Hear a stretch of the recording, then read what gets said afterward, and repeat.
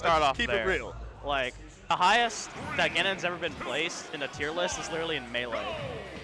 Yeah. Because he's literally based off of Falcon. Yeah, exactly. That's the closest I mean, we're going to get. I mean, it's just so funny. I mean, you see these people doing it so big with a character that, I mean, on paper is awful, but it's also like this character is so quote-unquote bad that do you know what do you know the setups, right?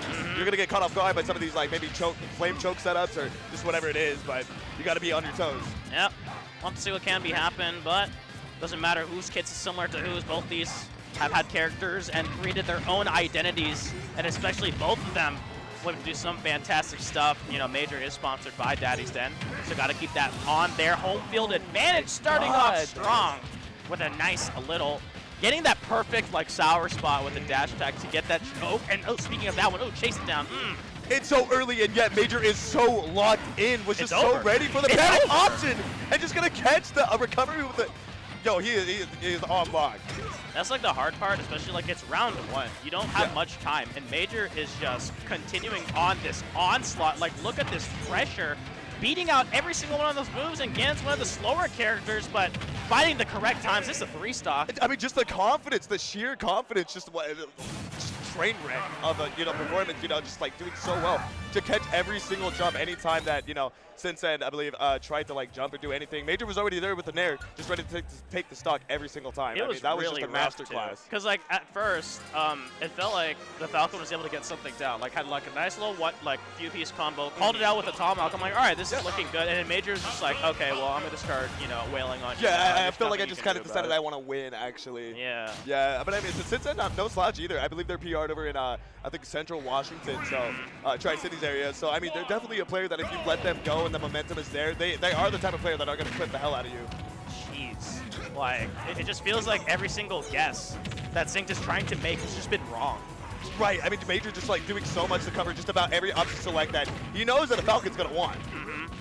And, ooh, great call out on the air dodge, but unable to capitalize further. Getting that damage down, so literal evened up real quick. Just got to be real careful and continue this pressure. And once again, the command grabs. Falcon dive, that's what it's called, weirdly enough. And it's so funny. We always say that Ganon has one of the worst recoveries, but Falcon has a very similar one. So I feel like the name of this game is, the name of this match is definitely going to be, hey man, if I can't kill you on stage, I'm definitely going to run off, and like we're seeing right here, going to throw out that nair and just try to make sure that you can't make it back, just like that. I think the hardest part here is that Ganon has a way easier time edge guarding Falcon with like that nair. That nair is so free. Just like so much longer than Falcons. Yeah, that's right. But I mean, gonna catch the regrab with the down air there. So Syncend finally on the board. We've got a stock to your name. Not a stock finally, but Major, Jesus. Continuing this pressure. That nair, once again, like you're seeing the difference between the two nairs, why one is just kind of outclassing the other. Yo, that side B was very scary. I wasn't quite sure that was level with the ledge right there, but with the flame choke and a dash attack, I mean, he called out what option he was going to pick, and Major's still looking very good. Syncend's really got to find a way to get in this game. I'm not sure if full sending it down and almost dying is exactly the method, but I love seeing something. Yeah, and honestly, it's just a nair diff. As well as neutral. Like, unironically, like Major just kind of gets in and just forces you in a tech chase situation, and so far he's been guessing correctly. Yeah, and then it feels like every situation that he does end up winning, for sure he takes so much more mileage out of it. I mean, Ganon does hit very hard, but Falcon does have that combo potential, and I just feel like with the hits that we do, that Major is allowing Syncend to get, is not anything that can get something started for him. Oh, and perfectly timed. Finally finished off with the down air. The hardest part about facing against Ganon is when you start doubting your decisions. That's when Major eats people alive. Like, there's a reason why Major's able to beat Sen in the last Daddy's Den a long time ago. Yeah, that's right. Yeah, and here we go. Okay. Perfect combo. No air dodge. What's the response? Great delay by Major. Major just so creative with the recovery, and just as I said at the beginning of this game, you give Syncend a little bit of breathing room to find those combo starters, and you may as well find your way out of here. I think but there's no jump. That's just it. I mean, we saw signs of life coming out with that great, setup into the knee, but just not going to be enough. Major just holding it down, the confidence from the very beginning. Yeah. Very powerful start with a 3-stock. It's a lot closer of a game too, but. Yeah, like how many times did like the last hit of dash attack land and Major just able to just instantly so many times, dude. I mean, like I get it. I understand Ganon needs it. That sour dash attack into up air, but it kills so early, man. It's so crazy. But I mean, the flame chokes too, just so confident in knowing I'm just gonna dash stuck. I'm not even gonna bother waiting because I just feel like you're just gonna lay there. But Even does the micro hop, so it gets the aerial version of the side B. it's just so good, man. Yeah, that's what me brawler players do all the time. But yeah, Major gonna take it pretty convincingly with that 2-0 right there. Looking very good, very dominant, just even to start off the bracket. So, I mean, I'm sure we're gonna see, just like last set he said, a very strong run coming out from it. But and Major needs it. Major had a rough time in doubles. Is that right? Because like, I'm sure production knows and like watching it. Because like, it was ironic because I was talking about her. I was like, Ganon is way better in dubs than singles because he can kind of get away with it. Right. And you then sit there and charge a smash attack. no, and they you don't really die did not let much. Major play the game. Like, the thing is that your partner needs to also like keep up with you. Right. But Major went up against Satllord and Alsoda, Pyra, Mythra, and Joker. And Joker, yeah, no. No, he could. You're gonna tell me 2 top 5 characters are not gonna let a bottom 5 character play the game. I don't know, something's just not adding up. But yeah, no, definitely, I wouldn't have a good time playing that either. But it's definitely looking a lot better in singles. I can see what you're saying. Definitely need that confidence booster. Starting off so strong, and I'm sure we'll see that momentum carried forward. Yeah, because I talked to Major. Major's like, I'm not feeling too well, but I was like, I think that's a good way to start it off. Oh yeah, definitely a huge confidence booster. I mean, Syncend's not a slouch, so great win to even just kick it off. But it looks like we have a RiskTKR. RiskTKR. Yeah, RiskTKR versus, not too sure. I don't want to get the name wrong. Oh, Bradoof. Okay. Not too familiar with where they're from. I know RiskTKR, Roth in Utah. Been traveling a lot too. Just about everything. Every time I do exclamation point bracket at any event, somehow I'm going to be able to find RiskTKR in there. I am loving the Tempest headsets.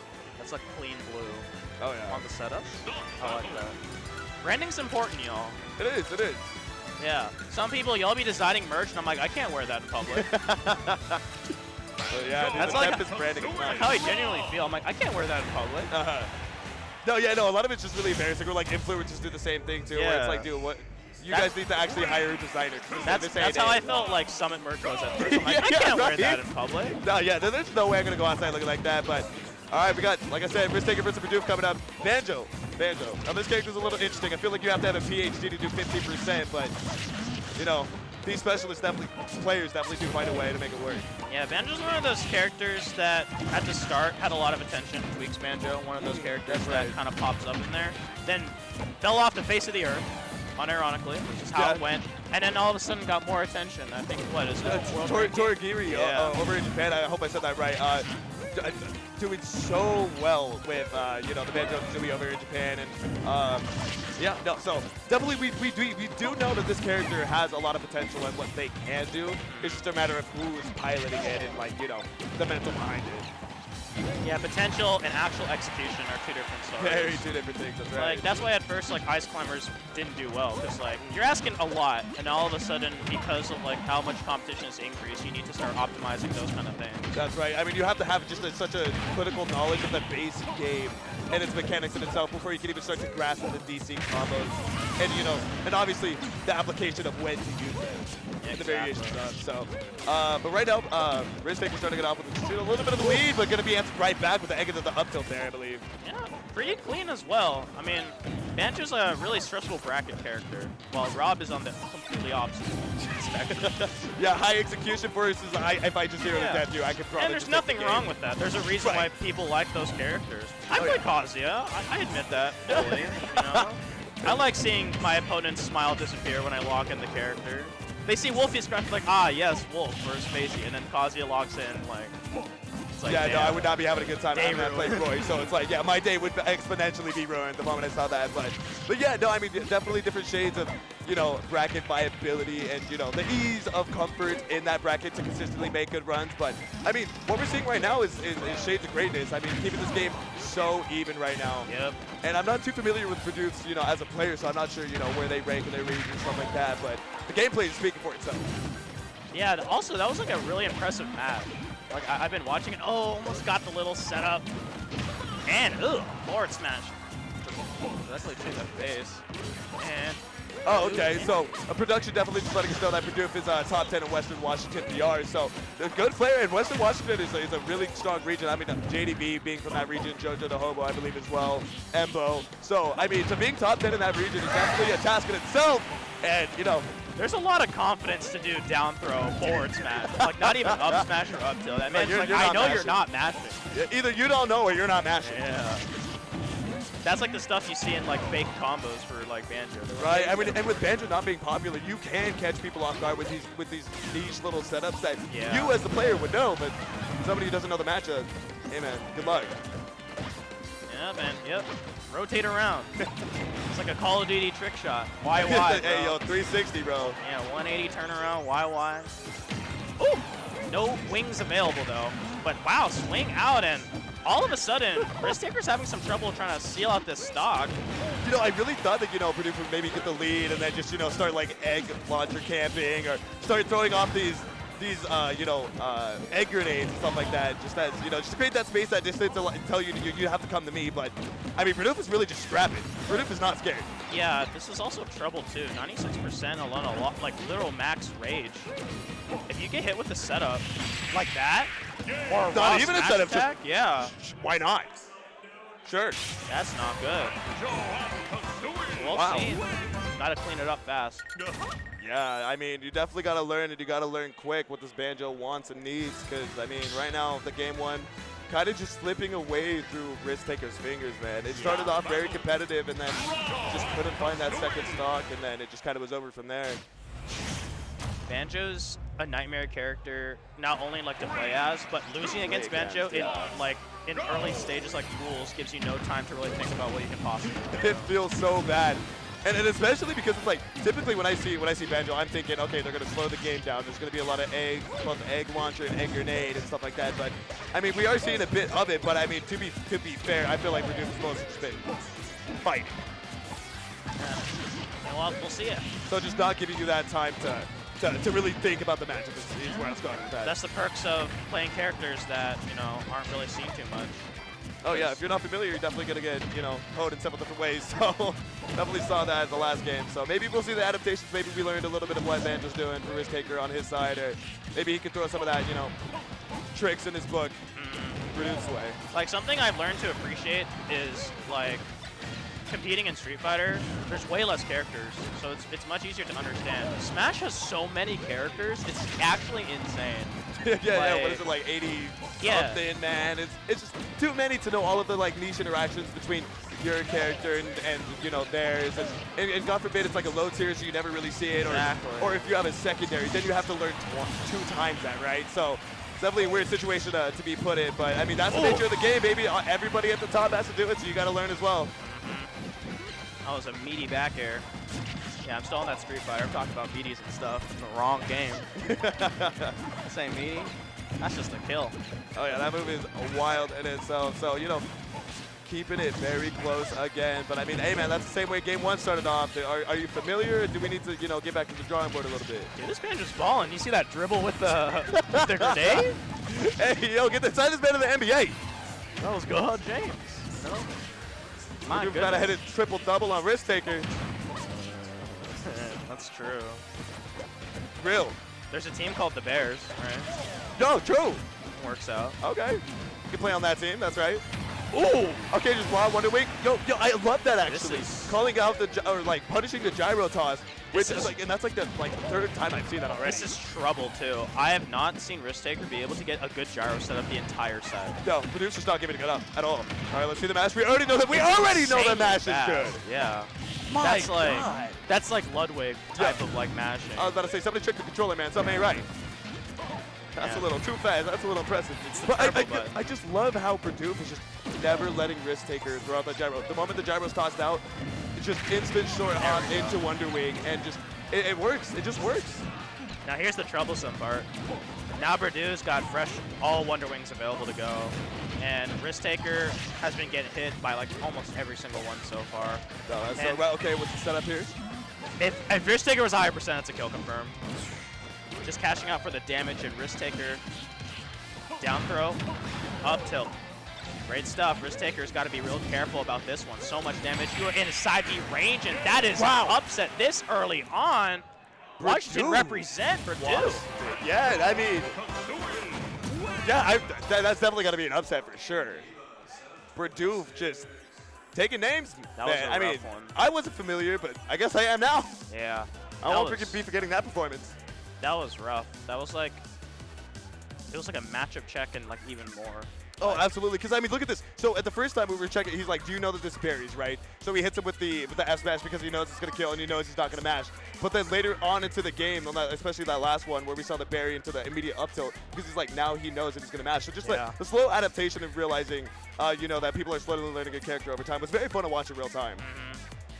I mean, that's a huge upset, honestly. Oh, yeah. If Washington wants to show up, this is the tournament to do it. Yeah, especially in your home state, your home region. You got to hold it down. You got to represent for the boys out here, man. And Bradoof starting off that very strong. The best part about these kind of tournaments is that home field advantage is real. Like, whenever it's like at home, these players do way better. It's like, do you get to sleep on your own bed, or are you uncomfortable on an Airbnb floor or couch? You know what I mean? This guy would beat my shout out Chapa Belly, the go. What up, homie? But yo, that was very, very fun to watch. I'm definitely not too familiar with, you know, exactly what Banjo can do, so I love learning as I'm watching too.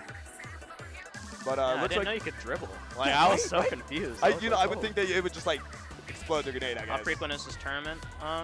They try to be yearly, but we're back on that revival stuff. Yeah, I was gonna say Daddy's Den XS Supreme. It's a long name. I want to say a couple of years ago, or at least a year ago for sure. And then there was gonna be a Daddy's Den Chaos Incarnate, I believe, but that ended up getting canceled. So hopefully Daddy's Den is back for good. I mean, this is Daddy's Den 15 Revival, so yeah, it should just be yearly if things go according to plan. It's funny because you use the acronyms, it just sounds like Dance Dance Revolution. Yeah, DDXS. You gotta be careful. DDXR, yeah. No, it's awesome, man. But I mean, we got a really fun set coming up. We got RGSCompany versus Louis Money, man. I mean, no introduction for the homie on the right side, but RGSCompany. Who is this Louis Money guy? Yeah. Honestly, I don't even know who this Louis Money guy is. Is this guy good or something? Who does he play? I remember he used to be the Dr. Mario Menace of NorCal. That's true. I missed the Fox. Louis Money was like the reason why people thought Dr. Mario was better than Mario. I mean, hey man, that character hits hard. Were we? Right. We're like Dr. Mario. We're like Mario can't do down throw up tilt. Oh no. And then we just look at it. We're like, oh, he can just do up throw down. Oh yeah, there. no, he can do whatever the hell he wants. Oh man. But RGSCompany, that's a name I recognize. Okay. From the last years, but Louis Money Luis, doesn't matter how you spin the name. This man's taking souls and taking games off of anyone. It don't matter. You're dead. You're just dead. Honestly, you know, no kill sparks, no nothing. Just calling out the low recovery and just gonna end it all right there with the bear. I mean, obviously we know Luis is good at this game, but didn't expect him to start off that crazy because on the flip side to Luis, you know, we have RGSCompany, who is player from Idaho. Northern Idaho in the Palouse region, and the #1 player over there. So knows lots of himself, you know, very talented youngling player. Definitely knows how to press him blunt to press him well. So hopefully we'll see a little bit more competitive in the game. RGSCompany had like the most, like, that's an emotion I can relate to. Like after getting the stock taken, it's just like the smile. You're like, damn, like this is what it feels like to be like against the upper echelon. Yeah, exactly. And RGS just has a personal, like I know him personally, just is such a grinder. And his region is it's almost at a point where it's kind of become stale for him because he's wins so often. And he's looking for these challenges. So seeing that smile is he's like, this is the competition that I crave. This is what I look for. This is what I want. So just because we're 2-3 stocks to 1 in Luis's favor doesn't mean that he's not enjoying the hell out of it. I mean, I feel it for you, RGSCompany. I forgot it was at Crown. I was able to sit down next to Shuton. I got some friendly games with Shuton. Like, guy's a menace with the Aegis. Oh yeah, crazy. I think out of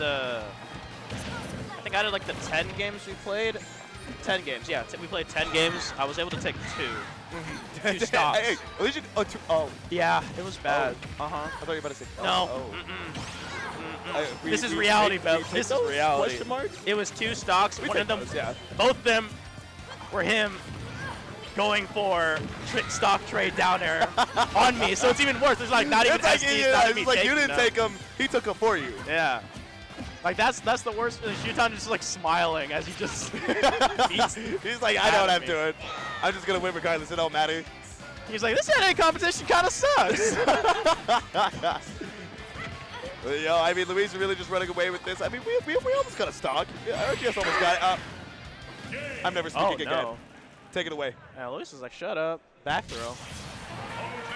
And this your boy? This your boy?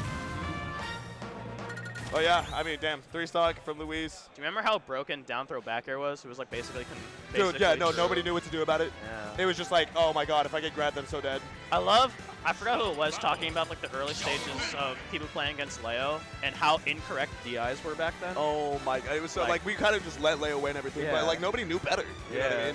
Like, I'll DI in off of Joker. I got back in. Oh, I'm what now? Why am I dead? Like, oh, okay, I'll DI in on the down throw for Ike. I'm dead. Yeah, I was going to say, but that's where you start to get like introduced to the mix, right? I mean, obviously, Palutena. I'll take Leo to game 4. I'll probably win. Yeah, why the hell not?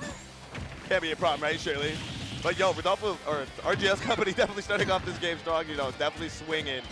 Wants this damage, wants to kind of assert dominance, make a name for themselves. I mean, this would be a pretty big upset if he was able to take this. And in the best of 3, anything could really happen. Damn. Anything can happen, but there's a difference between can and will. right. What is the intense. probability of that really happening? And against somebody as consistent of the caliber of Louis Monte. Great recovery, by the way. Ooh. You know, can it be done?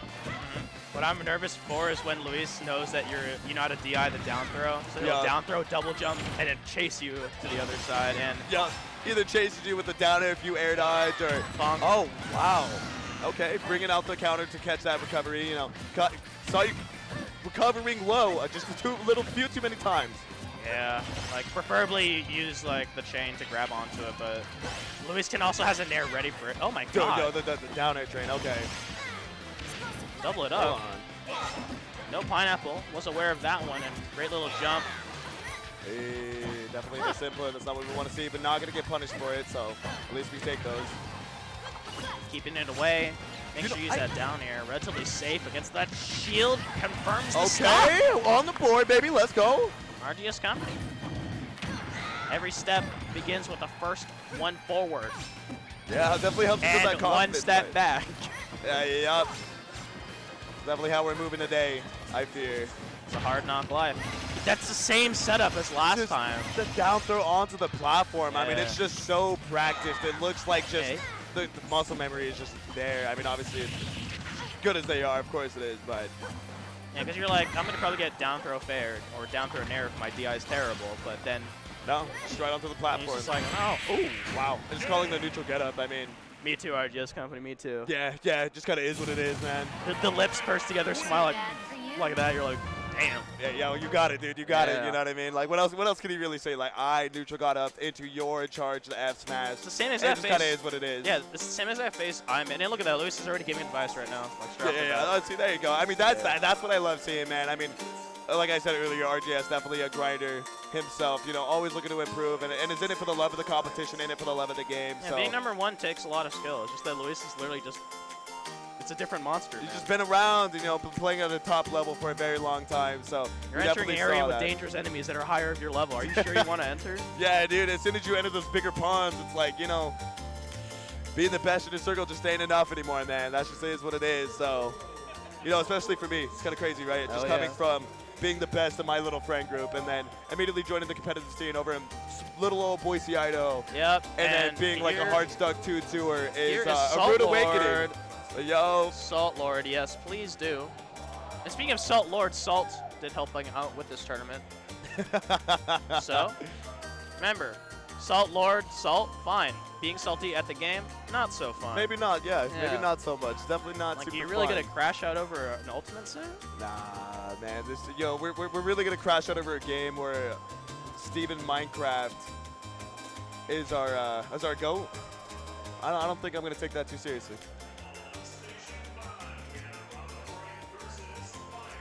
Satllord is NorCal. NorCal PR. But yes, I mean, we got Western Washington PR and JoJoDaHoBo, Toon Link player. This is already, it's crazy already. That's how tight the competition here is, and like fools, it's already having this face off. Dude, yeah. I mean, I'm not sure exactly what round we're in. I don't have the bracket pulled up in front of me, but I mean, like, man, this has got to only be like round 3, round 4-ish, and we're already seeing some of the bigger people some of the, you know, Bro is notable emoting names on up here. stage. Yeah, no, dude. That's all it is. I don't think I've ever really had a full conversation with him, but from what I've seen around him, and like watching him do money matches with a couple of my homies, dude is hilarious. High energy in both the gameplay and the personality. Yeah, I mean, he did get top 8 at doubles, so Satllord already starting off strong. Oh, yeah. We'll see how forward the momentum can be carried. JoJoDaHoBo's no slouch either with that Toon Link. There's so many names that could potentially get top 8 in this tournament. It's really scary. Feels like everybody who's anybody is here within the PNW. So it's like, you know, and it's really cool actually to, you know, shout out the other states that are here. Obviously, California's here, Utah's here, Montana's here. We have a Missouri player that's here. Idaho. Idaho's here. Yeah, shout out us, of course. You know, and sorry to anybody that I may have missed, but I mean there are a ton of people here from all over, and I love to see it, man. Hi, man. And if we forgot a region, you know, shout it out in the chat. True, you know? true. Let us know. Spread the love. But now we have Satllord versus JoJoDaHoBo. We're starting off on that tried and true back-to-back NorCal representation. We'll have to see what can be done. Two heavy hitters. Only one of them is moving on the winner's side. Absolutely. And it's like, I'm not too sure if Western Washington really does have like an Aegis to play against consistently. But I mean, this character is still really popular, definitely high tier. So I'm sure there's no shortage of practice against the character. I know Central Washington has Peace too, who's in their top 3 in the PR over there. So definitely kind of feels like they know what's going on. But does Satllord know about Toon Link? What's going on with that? I mean, the thing is like Toon Link is like one of the biggest question marks between like, because everyone's like when arguing about links, right? Right. People keep saying, well, base link has potential. Yeah, and we. Does he though? Okay. Does he though? It's got to be the worst link in my opinion. He has potential, but like the problem is that it's hard to see it. But no, you have representation like in East Coast where Delta Force. Yeah, you know, Delta Force. East Ohel's also really good too. Has good wins, was able to perform really well. I think Kion over in Japan. Yeah, but the problem is that then Toon Link was like the biggest question mark because everyone was just like Young Link's cracked as hell, you know. But Toon Link was just like, is Toon Link good? And I mean, we did see level 1 beat, what was it, Spargo, I believe, exactly. over in the Japan tournament. So I mean, this character definitely, like you said, has the potential to do crazy things. But also, how much of that is like unfamiliarity in the match for what Toon Link can do versus how good the character really is on paper? Yeah, it becomes potential with an asterisk. right. See, it's kind of like a question mark at the end of that, you know what I mean? Ooh. That's the #1 thing with Toon Link, though. They'll set you up. You know what I mean? Oh yeah. Definitely knowing the trajectory of where these bombs are sending. Just about every percent. I mean, that's something you got to get familiar with if you're gonna play this trapper style with Toon Link here. Yeah, they're a snitch, bro. They'll set you up, you know. And the smile, FBI smile informant at Toon Link, man. They're wearing a wire. They're like, I got 2 wires. Hey man, lift that shit up. Lift that shit up for me. I need to know. I can't trust you. Oh, yo, okay. Look at the confidence and just this pressure. Just not pressing anything. Just kind of checking. Are we staying in shield? Are we pressing the button? What's going on here? What are we doing? You just need to not get down aired into an up air or up B. That's all JoJo needs to do. Great Z drop. And yeah, that up air, hella toxic. Would you say he needs it? Because I'm starting to feel like he doesn't. I feel like that lasts a little too long. He needs it until I play against it. Right. And then suddenly it's not anymore. I'm not a big fan of it when I'm against it. I have self-bias. I like everything to work out for me and not for my opponent. That's right. I want to be the one to win. Let me win that instead. Woo! Still alive though. Pyra's out to play. Switch up happens. Can the stock get confirmed out?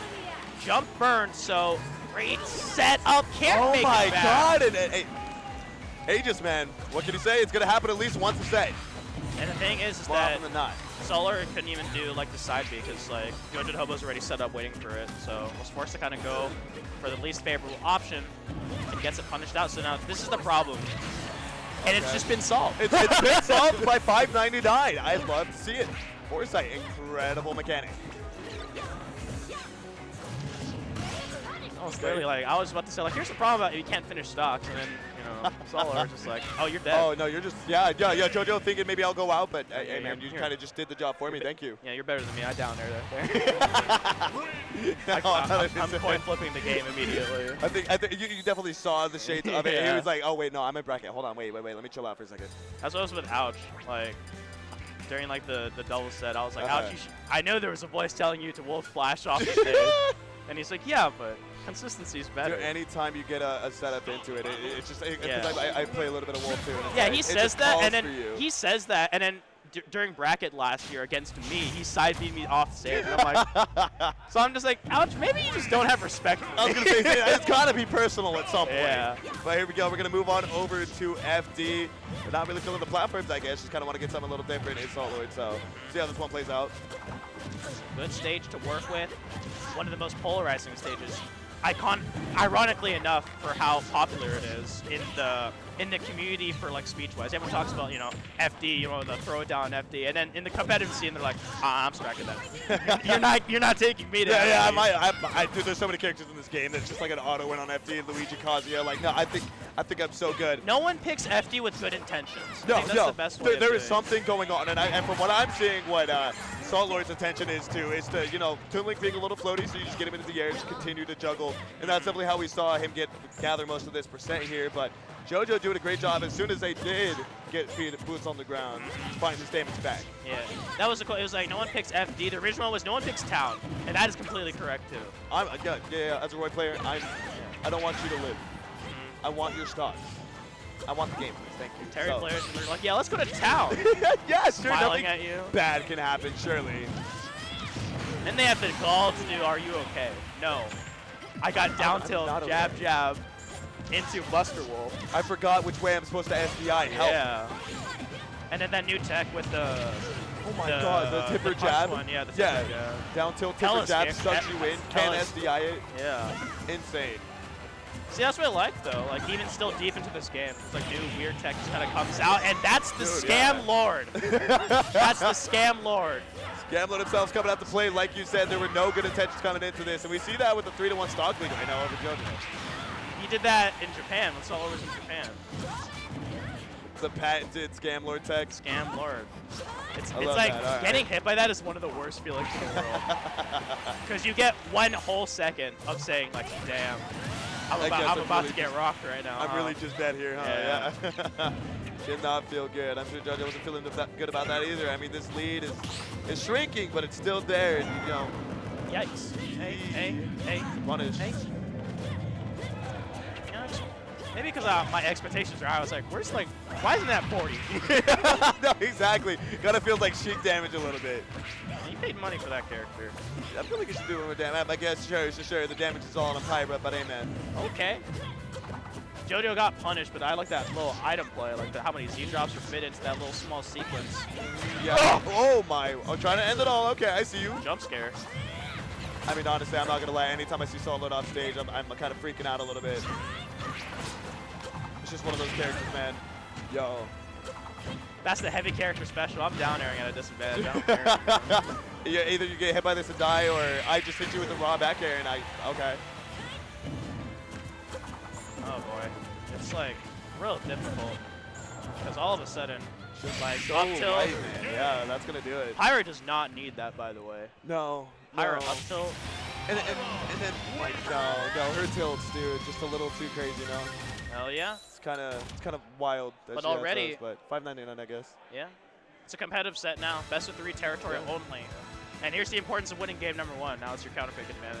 It is. That counter pick advantage is going to do potentially wonders. So see where JoJo wants to take us.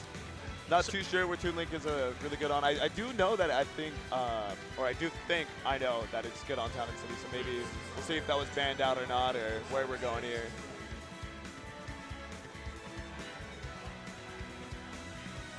If I'm Satllord, what am I striking? I don't want plats. I don't want to deal too much. No, I mean, it was looking very good. So I would go to Town. Yep, there it is. Town and City. Yeah. I was right. Let's go. I think I know, but I actually know the whole time. Let's go. See, this is interesting where I can understand why JoJo wants this, because how many setups was Satllord able to get by getting that down air into like an up air? Yeah. Just killing, so it prevents killing off the top, and then obviously Toon Link has a whole ton of kill setups into killing off the sides, the bomb, the boomerang, arrows, all that. So very good stage for him, and obviously, you know, but on the other side, I mean, once the stage warrants a little bit, then you can get that FD setup that you had on FD itself. So was that add a shield footstool into a bomb? That was sick. Yeah, we and then the $5.99 kicked in afterwards, but it still looked cool. That's what really matters at the end of the day. I mean, I love seeing those little small optimizations all the time on just, these characters, man. It's always fun to watch. Like you said, the game's always evolving, and then, 599 never changes, though. That's actually what I'm scared about. That neutral B on Mythra's end will just eviscerate a stock if you're not too careful about it.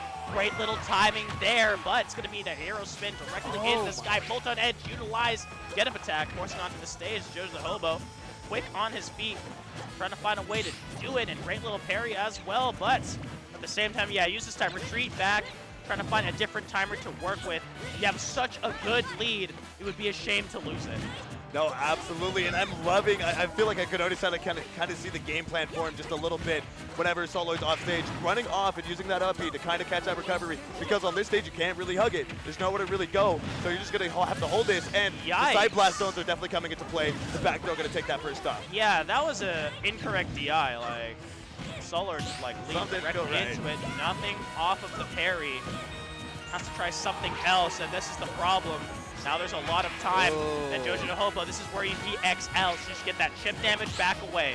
And it feels like the momentum has shifted so crazily. Okay, I love commentator crazy. I can't even say anything, can I? That's the rebuttal. Hey, hold on. Satllord said, hey, hold on, watch this real quick. Yeah, he said, vote for me. Get me in to watch the tournament to see more scam gameplay like this. Hell yeah. Hell yeah. And now the stray hit leading into the string, the Pyra Mythra special. Ooh, trying to pull a Satllord on Satllord, Yeah, just calling you out and pressing these buttons, knowing that foresight timing. I mean, I don't know if you know the timing or you can just press that button and it just works. Feel like there's kind of an in-between on that, but whatever, man. What do I know? Yeah, what becomes dangerous is when they learn that you can just purposely try to get a foresight timer. That's right, yeah. Instead of just kind of getting it on accident. So now it becomes real dangerous, and JoJoDaHoBo understanding that. Trying to find a setup, find a way to get this stock fast and cleanly. You don't want to be taking too much damage, because the thing is with Pyra, and we've seen Satllord do it multiple times, that rage comes in quite in handy, even going for a dash attack there. Absolutely. Oh, no. I mean, just so many buttons that can kill you, but hey, man, we're still on town and city. So you're not going to kill off the top, but we are going to kill off the sides of that fair. And now, all Satllord needs to do, avoid the setups, play it safe. What an empty jump by JoJo to try to find their way back. Yeah, stick to this platform while it's here. It'll go away soon. Yeah, you definitely don't want to miss. I mean, we saw what Satllord did on FD, man. You don't want to run down there and get juggled for 60, 70%. But all Satllord really needs to do is really watch out for these stray attacks, right? You can't get hit by bomb, you can't get hit by boomerang. And if you can somehow avoid that, then honestly, you're kind of in a good spot. This is really bad. JoJoDaHoBo needs to find some way to seal it in. But that's just saying something, right? And and that could have been a better punish. Unfortunately, a little bit of autopilot with an up tilt. And at the same time, Satllord salivating his lips right now. He knows Pyra's out. You can taste it. You can taste the victory here. And the blazing end going to find the mark. It's looking really good, but JoJo finally going to take that stock. But 81% to JoJo's name. I mean, you still have to deal with the Mythra and the Pyra that can kill you at any percent, man. So this is the problem. This is exactly where JoJo wants to be. He wants to be in a position where he gets out. Wait a minute. Wait a minute. He's dead. Wait a minute. You're just dead. How do you do that? How do you find the opening?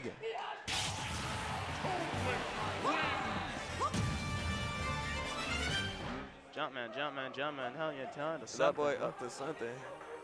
Jumpman, Jumpman, Jumpman. What are you doing? Bro, PNW just summoned that energy as soon as he started rooting for JoJo. They're like, no, honestly, like, I could tell that they were worried a little bit, but honestly, how you down your boy like that? How you down your boy? Yeah. When he can pull off stuff like that, how you down him? That was, oh my God, what a shift, man. I mean, that is not how I expected the game to end. I don't think anybody really did in their own way either. I mean, obviously, you guys can hear just the shock and awe. I hope Chad enjoyed that too, because I mean, like, what the hell was that? Yeah, JoJoDaHoBo, like, literally just threw, like, everything in the kitchen sink at the end. Yeah, it's just kind of one of those positions where you're like, you're up against the wall, but like, you have that random confidence where you're like, nah, I'd win, right? Literally everything collided, like. Yeah, just catching the jump, and then at that point, I mean, you're ages. You're not coming back. Yeah. Where are you going? That's like the number one thing. I really hope we get to see this again. Caught the jump with the fair, and then mistiming on the switch. The swap, everything. It's a jump catch, and honestly, I think Satllord's just so used to what it is playing Aegis that they were like, all right, yeah, whatever. I mean, it was a good prediction. JoJo was like, you're gonna jump, you're gonna panic jump. You have to jump there, right? Like, where else are you gonna go? You already swapped Pyra. Like, I mean, realistically, no, at the beginning. Oh, But gotcha, to get that fair. I heard that. Yeah, Like, you're so right. Usually, like, the best option you could have done is that you fish for foresight. You go for the air dodge, try to get that foresight, and then go for it. Yeah, but no, great awareness to like catch that off of that opening right there and just like completely, I don't want to say steal the game away because, I mean, that was so very well played to get to find that advantage state in order to get them off of the stage, right? But then to seal it out in such just a confident way as well. I mean, it's ages. I mean, anything's possible. He put all of his money on red and it worked out. That's all that matters. Sometimes it just happens like that. Unfortunately, I don't have that luck. I went to a casino yesterday and I lost $25. I will never gamble again in my life. Big gambling hater over here. Gambling's bad. Don't do that, y'all. Mr. Game & Watch. People be like, yeah, I gamble on the side, and they like play the most like fundamentally based character in Smash. Like, yeah, just play Lucina. Take the energy somewhere else, man. Yeah, you have to have that consistency somewhere. Yeah. You can't be losing all the time everywhere, you know what I mean? Type of thing that drive you crazy. But here we go, we got Piece 2. Oh, we're gonna see the Wario. Typically, you know, he has been playing the Aegis a little more. PR'd over in Siwa here in Washington. Typically we do see the Aegis, but I mean, I guess we're just gonna run the Game & Watch, or the Wario into the Game & Watch here. And Monte, one of the names and one of the future players who potentially can take it all here at Daddy's Den. Absolutely. Honestly, he's been on quite a run just about at every event that he's at lately. Definitely on the up and up when it comes to like prominent Game & Watch players. Yeah. #1 PR on SoCal for a damn good reason. That's right. If you ask me top 3 Game & Watches, I'm going to tell you Mia, Meister, and Monte probably. I mean, who else is really doing it like them? They all start with M. Yeah, wait, actually, what is that? Mia, Monte, Meister. Yo, if you're a Game & Watch player, you got to change your tag to start with an M. Maybe pick a different letter. And they all use the same alt too. Yeah. All start with M, and they all use that light green alt. I've heard that it's the ambiguity of the hitboxes. That character's an ambiguous at best. Dude, 2D. But Peace. Yo, piecing them up. And remember, everyone knows it. You're working on 2.5 stocks against a Wario. Yeah, that's right. That Waff. That Waff is a scary thing to do. So I mean, as soon as Wario finds that lead, you're in definitely a scarier position for sure. But he's just the untaggable from the key, man. See you later, brother. Nothing can be done, and that's so toxic when they can just do a nair from ledge like that, and it's safe. And it's safe. And it's safe. Don't jump. You can't jump. You can't jump. Okay. Great awareness. Monte was definitely looking for a knowledge check right there, and Piece is a knower. You have to. Like, you just can't jump. I know your entire body's screaming at you to jump. Dude, yeah, no, honestly, I jumped there on fear. So, I mean, great so stuff for Piece, saw being a better afterwards player. you jump, right? Satllord. Yeah, can't have another Satllord incident over here, man. We get one. Here it comes. If he gets, I mean, Piece can get a walk set up right now. Yep, here it comes. The flash of light is the warning sign. All right, there it is. But hey, man, the back airs are coming out, and just like that first talk, maybe we look for them again. Okay, just gonna grab the bite to catch the neutral get up right there. Now all of a sudden, an up smash out of shield if Monte's not too careful. Ooh, I saw that up smash start up. That bomb. Okay, still living. No, but the back air. All right, trying to look for the bike, but can't find it anywhere near. This is the hard part now, because like you want to hold on to Waff. You really do. You have to at this point. You really do. But Monte knows that, so he'll play way more like aggressively, knowing that you're trying to fish for something that you're not fishing for the Waff setup. Oh yeah, Monte's gonna give nothing for free, but I love the empty hop into the forward tilt. Set up another ledge trap situation. I mean, Monte has been neutral get upping a lot, but you played your hand a little too early there, so he's gonna roll right out. Ugh, that platform in the perfect place at the right time. Down smash doesn't get that. I mean, everybody knows the saying, they game and you watch, man, so it's like you're just not having fun once they find that advantage. Wait, up smash is minus? Nah, I'm plus. Yeah, I'm plus. Ooh, a perfect timer. All right. Okay. We've seen the miracles before, right? We still got that one. Oh, damn. Okay. Yeah, you're definitely dead. Dream killer. Wait. Well, There's a will, there's a way. at least you're out of like majority of confirms. Now you're just a straight hit away. And if you're Wario, this is max rate. Okay, wait. It could all be over. This could be it right here. No, he's just going to up right out. Not going to find the conversion, but that was looking very scary. It's a lot of rage, too. He's alive. Wait! He's still living. The crowd is popping off. How is he alive? Gonna find a way to roll through. On the other Still side. living it coast to coast. Wait, hold up. Monte Can't do that. off the stage, maybe overextending just a little bit. Is there a way to find this victory here? Yeah, it can happen. Like a straight hit, but a straight hit is what Monte won't find. Yeah, that's heartbreaking. That's the Monte mentality. Like, you have to remain cool. You can hear the audience. You can hear the audience. You can feel the energy. I feel like the setup was almost right there. The setup was looking so good. So much percent. All you needed was maybe just an up tilt into the wads, literally anything. But I mean, Monte just doing a great job of just not giving it up, keeping their composure. I know their arms were weak, their palms were sweaty as soon as that first nair hit, but held it down. It's unfortunate though, because there were changes to Wario and max rage. So even if you did get the up tilt, the follow-up might not be guaranteed. That's right, that's right. Especially with that rage, maybe changing the percent numbers a little bit. I cannot be too! It's like the most depressing, like one of the most depressing up B out of shields. It's like, damn. That's like a Timu up, you know what I mean? Yeah, the Make-A-Wish up B like right he looked there. at Mario and like, I could probably do the up B out of shield. We're the same family of games. Yeah. I mean, yeah, why not? It's like, everyone just like, he's like, did I do it? Everyone's like, nah, bro. Nah. Put that away, Was bro. I a good up B? No. You're okay at worst. Yeah, that's right. But, resuming back, if you're Peace, you can't let it get to you. You made it close. You have to have boss mentality on it. If that's exactly. You have to know that this is doable. So just stick to the game plan that was working, but just make those small little adjustments, you know. And then eventually, you know, these games can't be yours. It doesn't look like out of your control. Just fish for something and that is just unfortunate. What a reversal. Yeah. That sucks. Like you're like, oh, I can probably get a guaranteed setup, and it just wasn't good enough. It just kind of felt like he realized the trick just a little too late, so he was able to get that roll and then intangibility, and then just served it right up with the down tilt. So, wow, I paid for this game. I'm pressing buttons. I don't care. Oh, okay. Jump scare. That stank. Ugh. I've never seen that before. Like, I'm just like, what the hell is that? What you mean, bro? Oh, okay. I mean, Monte's definitely feeling a little bit. Monte's just like, why not? I got this lead. What are you going to do? Yeah. If you get hit by this, I just win the game. If not, then like whatever, I guess. It's not really not that committal. Shoulder tackle connects. You already don't have walk, so like, I mean, good luck. It should be back up soon-ish. Oh, this is going to hurt. Oh, no. Oh, man. Damn. You go. Oh! That jab killed with.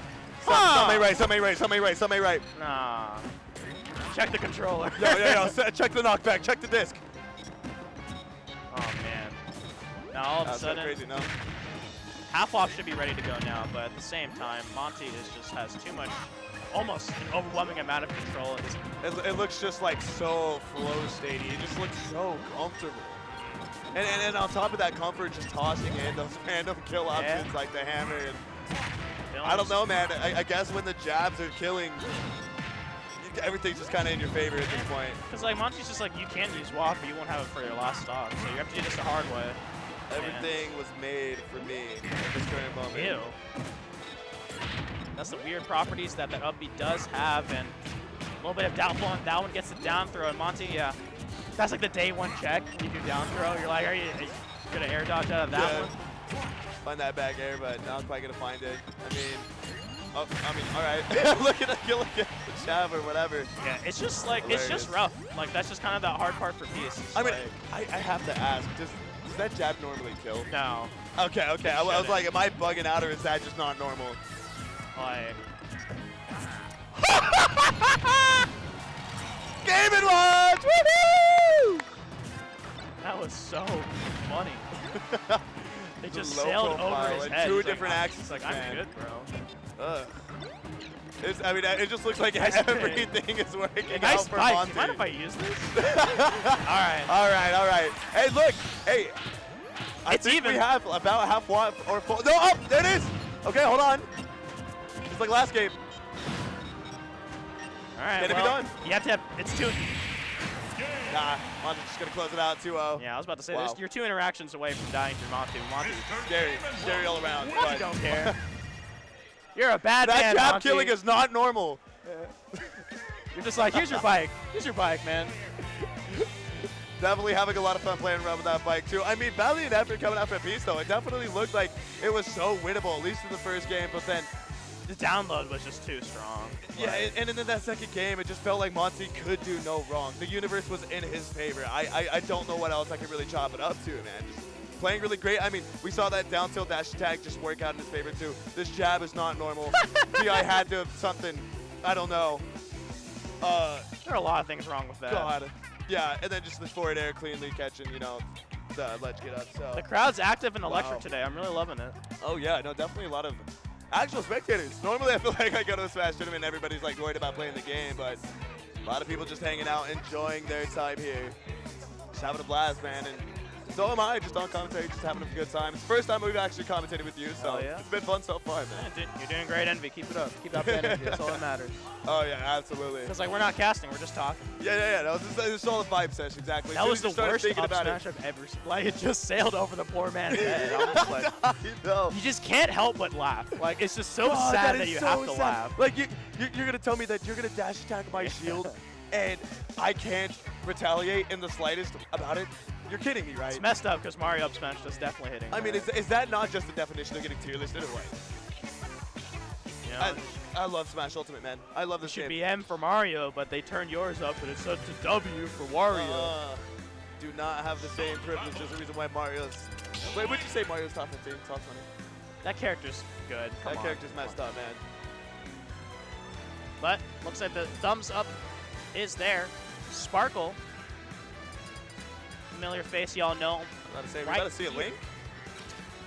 Reset the controller. Yeah, it's a classic hero player. Hero. All right. Yeah. Okay. Hero versus the hero of Hyrule. We've gotten every Link. Yeah. Complete the trifecta. Oh, that's golden. We have gotten every Link. You're right. Yeah, this is the final one. So now I guess we'll have to see which one. Definitely Toon Link definitely looked the craziest. A lot of eyes were on Golden PSI on the side screen, I do believe. All right, yeah, I believe they're from Utah as well. I'm not too sure, you know, where they're at over there, but I've definitely seen the name before. If I know your name, you're definitely doing something right, for sure. But I mean, Sparkle, crazy player. Oh, and great little. Huh? That's a Pro Guides combo. That's Looney a Pro Guides Tunes combo. Start to this game for sure. Remember, Pro Guides was like, you can do up throw into up B. I know that because I work for them. Oh, so it's like a legit thing. All right. It's not real. Never do that. Hey, yo, I'm gonna gaslit over here. Somebody help. Boom. Yikes. Still alive, though. At least that's the good thing with Link. Quite heavy. You have bomb recoveries as well. That's but right. getting hit up with that one, Sparkle doing a really good job control. Okay. Why not? Just letting it rip. Not scared at all. The up smash as well.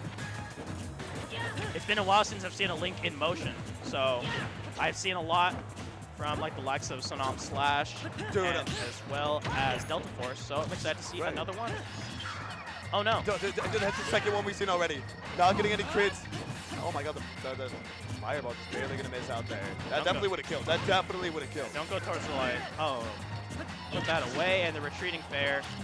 Such a good option. Great little catch with the up, the whoosh, something like that one. Hits you up, and you're not ready for that one. The slow frame data of Link kind of rearing its ugly head. Yeah, it's definitely getting punished for a lot of that. Just not able to throw out these options quick enough. And Sparkle, I mean, the Accelerato's on deck, so now it's more so than ever. I'm gonna jab you down. What's up, brother? Where you going? And a down smash out of shield. That's a call out, and yeah, checkmate, forcing it out. Don't go towards that one. Do not go to dead. sleep. You're just 3 stock. wow. Dominant. Domination. Just everything. It was a one-sided beating. There's no way. That was a beating. I mean, snooze twice, kaboom, Yeah. the fireball, whatever they call that. Barely almost hitting. That probably would have killed a 50. That would have been really funny. The one thing that definitely didn't go in his favor is that also both of those snoozes, those up smash did not crit. So I guess we take those if you're golden PSI. But banger song. definitely got to figure out what adjustments we got to make here because, I mean, it really just felt like here, or Sparkle just really just ran away. It feels oppressive because it feels like Sparkle made more adjustments. Like does. The up B to cancel out, and then all of a sudden, you're like, oh, I can't go down that low. Golden PSI is like, okay, I have to go high. But then Sparkle was able to cover both options at the same time. And just this Accelerado is so damn impressive. Like, Link's already slow, but all of a sudden a character can just get a, yeah. That move's impressive What as did you hell. do? Okay, great bomb time. recovery to make it back. Thankfully, that Ocean can come in and interrupt and soil those plans. So we'll see what can be done. One PSI already at 116 in a blink of an eye is not a good start. Wow. Yeah, no, and it really is, like you said, so cool to watch, you know, as these players remember how to play these matchups in real time, so those adaptations are being made. But on the other side of that, Golden PSI just really ready to tech that up, that time. So adjustments being made on his side as well. Oh my God, you don't make that? That is such a tragedy. Oh no, And then bounces here as well, man. Just like, how do you... No arrow, can't throw a bomb, can't use boomerang. Man, so you got many the of Nair these though. tools. Yeah, you gotta try it, and Sparkle making their way back, and he's doing such a fantastic job of doing this. Great little empty throw into getting it out. We'll see what can be done. Run up, hero spin, zoom, being used. Wow, Sparkle grabbed it! So ready for that. Was so ready for Cat fall where they were. Outside. Would do so well with it. A little bit of drag down action, but no confirm afterwards. Bomb as a pressure tool. Great down tilt. Can't get it, but the Nair good and on time. Even the stock count, but he had to come over directly to the face. Yeah, I was going to say the Nair just putting a little bow on it, making sure it's gone. Dude, Sparkle got one and is suddenly now throwing the ball out. Unironically, like if you're Golden PSI, you can just, I'm pretty sure you can just crouch and the shield will block it. Yeah, no, that's right. That's the projectile, surely, right? So that's an option that you could do, but at the same time, you do want to be shielding. It's a little scary. Yeah. Yeah, Just in case, but man. Looking kind of rough right now for Golden PSI. Sparkle's just doing a great job on the defensive. Like, I mean, the spell management and just the usage and just knowing exactly what to pick and pick it quickly, and also the situational awareness to use it is just a skill that I don't think I can master in 100 years. So definitely a specialist like Sparkle is something they're just fantastic at. Trying to get it through, and the Nair pressure is working out so far. How long would it last? And not fast enough. That's just kind of the whole thing that we've been kind of seeing a lot of these interactions, that Link's just not fast enough to get that second attack, to get the follow-up there. And I like that little smart use of the dash attack, knowing the peak's on over, but you know what is fast? That up shield. Oh, most definitely, and that's something Golden PSI has shown, that they're not afraid to let it rip. I mean, we've seen them definitely run up and use that hero spin, and okay. Loving it, just being like, all right, get out of that shield real quick. I'm not gonna get up beat. Arrow. Oh, wow. Okay, we're gonna get a kamikaze. So okay, there's a way to go. Sayonara, good sir. You're dead. Firework in the sky, and holding that shield. So just gonna run up and grab great time. Not great timing, not I guess. Good timing, I guess. I mean, I thought he was out of there for sure. Yeah. Yikes. Wow. Okay. Yeah. Gone, done, and dusted. Sparkle with the dominant 2-0 That was a pretty PSI. quick set. Wow. Yeah. No. Yeah. Like, it just felt like Sparkle had an answer for everything. It really did. It really just felt like he could just press buttons at every opportunity. There was nothing. Link as a character could not do anything about it. It felt like less of a Sparkle just, beating the hell out of them, more of just like, he understands what Link can and cannot do, and just being so ready to cover those options. And I felt like that was just just a match class. That was tragic. That was just so sad. Because I was like in the back of my head, I was like, you might have to bomb recovery because you might not make it. But if you up B first, obviously you can, you know what I mean? So, I mean, So would have had to preemptively get that out the way. But we'll see what can be done. Shout out to Sparkle continuing on that domination, continuing on forward. So we'll have to see what can be done. All right, yeah, no, we got Terra coming up with, pieces back up again. So I'm assuming this is going to be losers qualifiers into whatever the next phase of the bracket is. I'm not sure if we're doing a top 32 or what specifically. So top 32 is coming out. So yeah, this is definitely going to be a top 32 qualifier. And we'll have a piece back up here. Maybe we'll see the ages. Sparkle. Maybe we'll stick with the Wario. Sparkle. What can Link do? That's lit. We were just like, it was depressing. Yeah.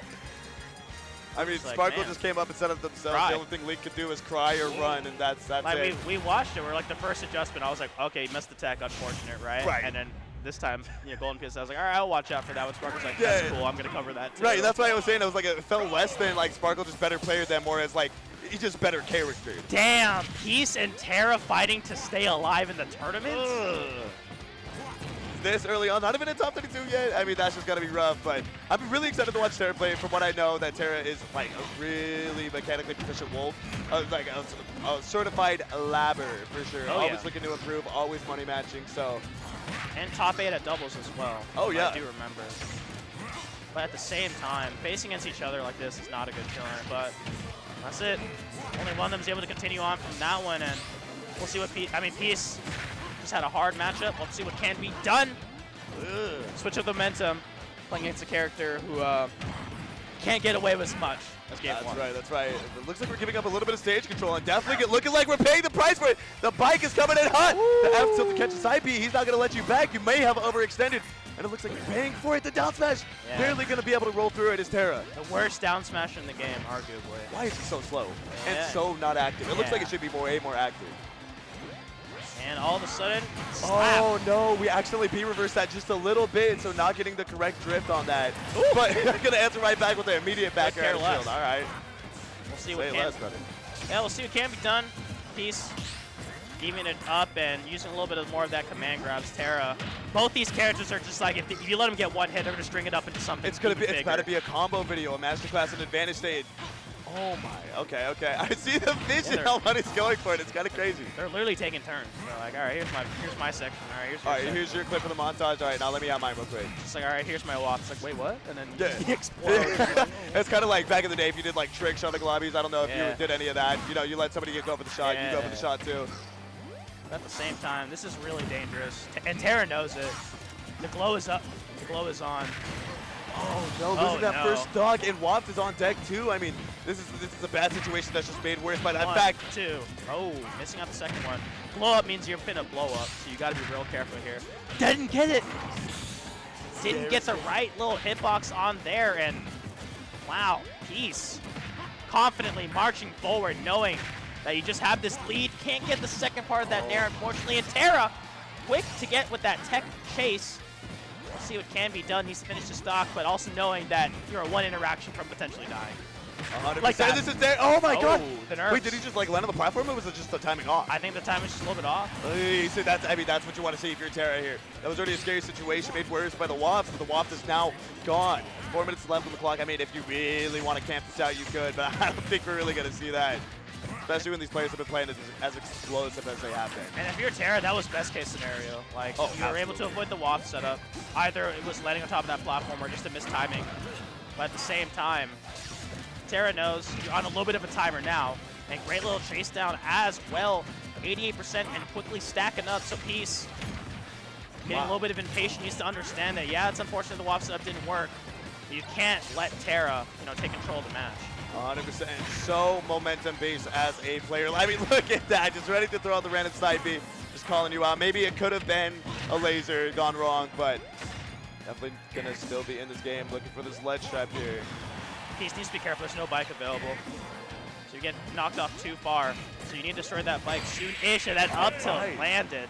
That's got to be a tilter if you're Peace. Like, you had that set in the palm of your hand. You really did. If the timing was just a little bit tighter, you would have been able to win that for sure. And it felt like, for Terra, it was like, oh, you don't got those? Okay, wait, maybe I can win this. And it felt like the wind and the sails were immediately reinvigorated. So, great stuff coming out from Terra. Oh. It looks like the stage will be kept the same. Music playing. Only one of them is able to listen to the game, though. So we'll see what can be done. Wario and Wolf, the 2 W's pulling in, but one's got to take the L, unfortunately, after this set. Love that, love that. Well, don't make a W here, man. That's right. Going here to the game 2 is just still staying on PS2. It really just felt like the difference in the gameplay was just the execution towards the end. So hopefully we can see those adjustments maybe just be a little tighter on those timings, on those confirmed. So. And what a way. Woo. What a great way. How you landed? Yeah, to start off a way better than before, finally getting that big string down, leading up to an 85%, which can quickly convert into something real dangerous, and the air dodge burnt out on there. That could have been a better punish, but both are resuming back, since getting closer to each other as Terra making up for that one. And up there, bang! That ain't real. That ain't real at all, but Peace, was desperate to just hit the ground running, so fast fell directly into the loving embrace of Terra. Yo, why is this guy throwing out backers and then ready? Like, he had to have been conditioning him to roll right there, but barely off on the timing. Gonna find that shot, but then I guess Peace is gonna answer right back. And now all of a sudden, reset back to neutral. Who's gonna get that first hit to get that string in? And both of them really going for it. Finally, Terra's the one who crashes out, cashing out for a little bit more damage. Great little ledge trap in play. That was such a risky uppy, but it does work out, thankfully. That could have spelled disaster for Peace. I was gonna say, that's definitely a terrifying thing to do against Wolf, who loves to spam that down smash at the ledge. You're not gonna be gone, brother, but thankfully not gonna work out, as you said. But yo, the daring to do something, I guess just works out. That's the Yamcha pose. Like, just put that palm to work. And all of a sudden, you got Waft available soon-ish, but Terra's combo strings have been looking so damn good. We'll have to see what can be done. Turn around, grab, knowing damn well what Peace wants to do. Gonna say the advantage state on both players are definitely looking really great, but it feels like Terra's just kind of finding the openings just a little bit better, and also the execution is there. But as I say that, the Waft has been used, so we don't have that on deck anymore, but there's still a way. You have to at this point. Like, Terra's just like looking so damn good. You can't risk not being able to take any stocks, and then you have too much rage to get a proper setup in the final one, which has been kind of cursing Peace in both sets so far. No, that's so right. Definitely a few games just slipping barely out of their grasp. Just a few things just went their way. But I mean, Terra just looking at the closest out, looking for the Nair tech chase. Not quite gonna find it yet. Definitely creating the space, but the platform. Whew, platform gonna give them some safety. Just in time. So we'll see what Peace can do. He's got a clutch factor. That Waft is coming up soon as well. Great grab, confidently going for it. Terra, a little bit of a nod on the head. You have to be real careful because getting two-framed by Wario is surely a death sentence, but there's so much percent on your opponent. Oh my! And the tried and true. So back air run up tilt. Why the hell not? They're gonna take it 2-0. I mean, again, it feels like this is such like, it's a little sad watching from my perspective, right? Where it's like Peace 2 in just about every game that they played, it just looked so doable. Minus that second Monte game, but like it just looked like so phenomenal. Obviously, shutting out this game really strong. Unfortunate B reverse on that up B from Terra, getting caught with the forward tilt. But look at the lead. I mean, it just didn't work out. He missed that Waft, and Terra just kind of took that momentum away. Yeah, that was like a complete like mood shift. Like we're like, oh, it's gonna be over, and then all of a sudden, Terra's just like, I have a second lease of life, and I'm gonna make you pay for that one. Like the confidence to do a forward smash like that one. Right. Like knowing that Peace is gonna keep on like DIing in over and over and over again, trying to get another opening in. Just checks the dash here. Yeah. Instantly. Yeah. My God. I mean, that's as a Wolf player, that was the, like clean, impeccable movement. Yeah, I never would go for that, and I think that is really sick. But yeah, Terra just being a little bit more clutch on the day. So yeah, Terra gonna take it 2-0, but that is going to be it for us. I've been Envy, dude. It has been such a pleasure commentating with you. Oh my God, it's been so much fun. Make sure to follow me on my socials below. And then obviously we got Wolfie Scratchy. Oh, wait, what? Yeah, y'all can follow me there. That's my social right down there. You can see it on the screen. Yeah, so shout outs to Salt. Make sure. Man, get your hand away from me. I was like, what is going on here? I thought my mic was off for a minute. I was just trying to get out of here, man. But fantastic stuff on there, Envy. It was a pleasure once again. It's a pleasure, dude. This is so much fun. Just felt like we were really just hanging out. So that's going to be it for us. But there's definitely going to be more action coming out next. So make sure to stay tuned. Peace.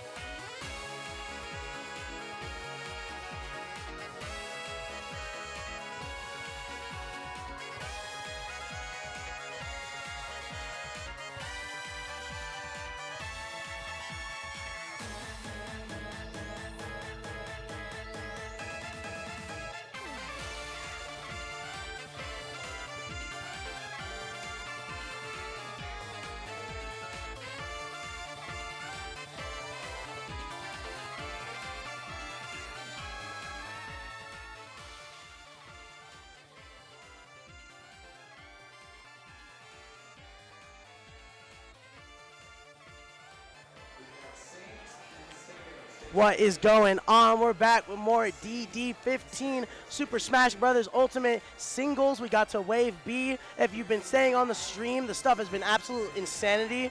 Both off stream and on stream, the games have been gas. Yeah, it's always fun whenever you're doing pools too, right? Because you have like these low stakes matches. It's like, okay, we say low stakes, but it's like obviously they're the very first round, so Yeah. you kind of really don't know you know what to expect, but there's some matches where they're just a huge toss-up. Like, yeah. I don't know who's doing what, why they're doing what. You know, those are the fun matches. But then you get to the later parts of pools, and that's where the fun really starts, right? Like, at least as for us as spectators, like for the competitors, they'd have more fun if they just clean house, right? Like, Yeah. If it was easy, it'd be more fun for them. But for us, when it's tough, it's fun, right? Yeah, like, no, we're having the time of our lives on the spectator side. Yeah, definitely. But then we're kind of on that. With this tournament in particular, there have been so many crews in so many states that have just been watching each Yes, other. that's Montana specifically is an army. Apparently so, because I was just over at Melee, and apparently two people were pulling up, and I was like, hey, look, it's the Melee matchup, like a classic Melee matchup, obviously in a Melee setup. Yeah. But the broadcaster informed me that that's the Montana Classic, the two people playing. I was like, they've been playing against each other for at least 7 years, and I'm like, 7 years and they don't hate each other? Like, wow, yeah. Like competing for 7 years against someone, like, dude. That's the eternal rivalry. You It can't, actually is. Shout-outs Rivals. Big shout out. Shout-outs Rivals. Shout-outs Dude, I Rivals. watched Rivals 2 earlier today. So good. No, the game looks good. It's hard to find games with that much polish. That's why I love Smash so much, like especially like Smash Ultimate, is that there is just a lot of like extra polish. Whenever someone does say like, oh, this move doesn't work properly, I'm like, bro, you don't understand. Like, you see how far we've come? Yeah. There's so many variables in this game. The fact that like things are as cohesive as they are now is impressive.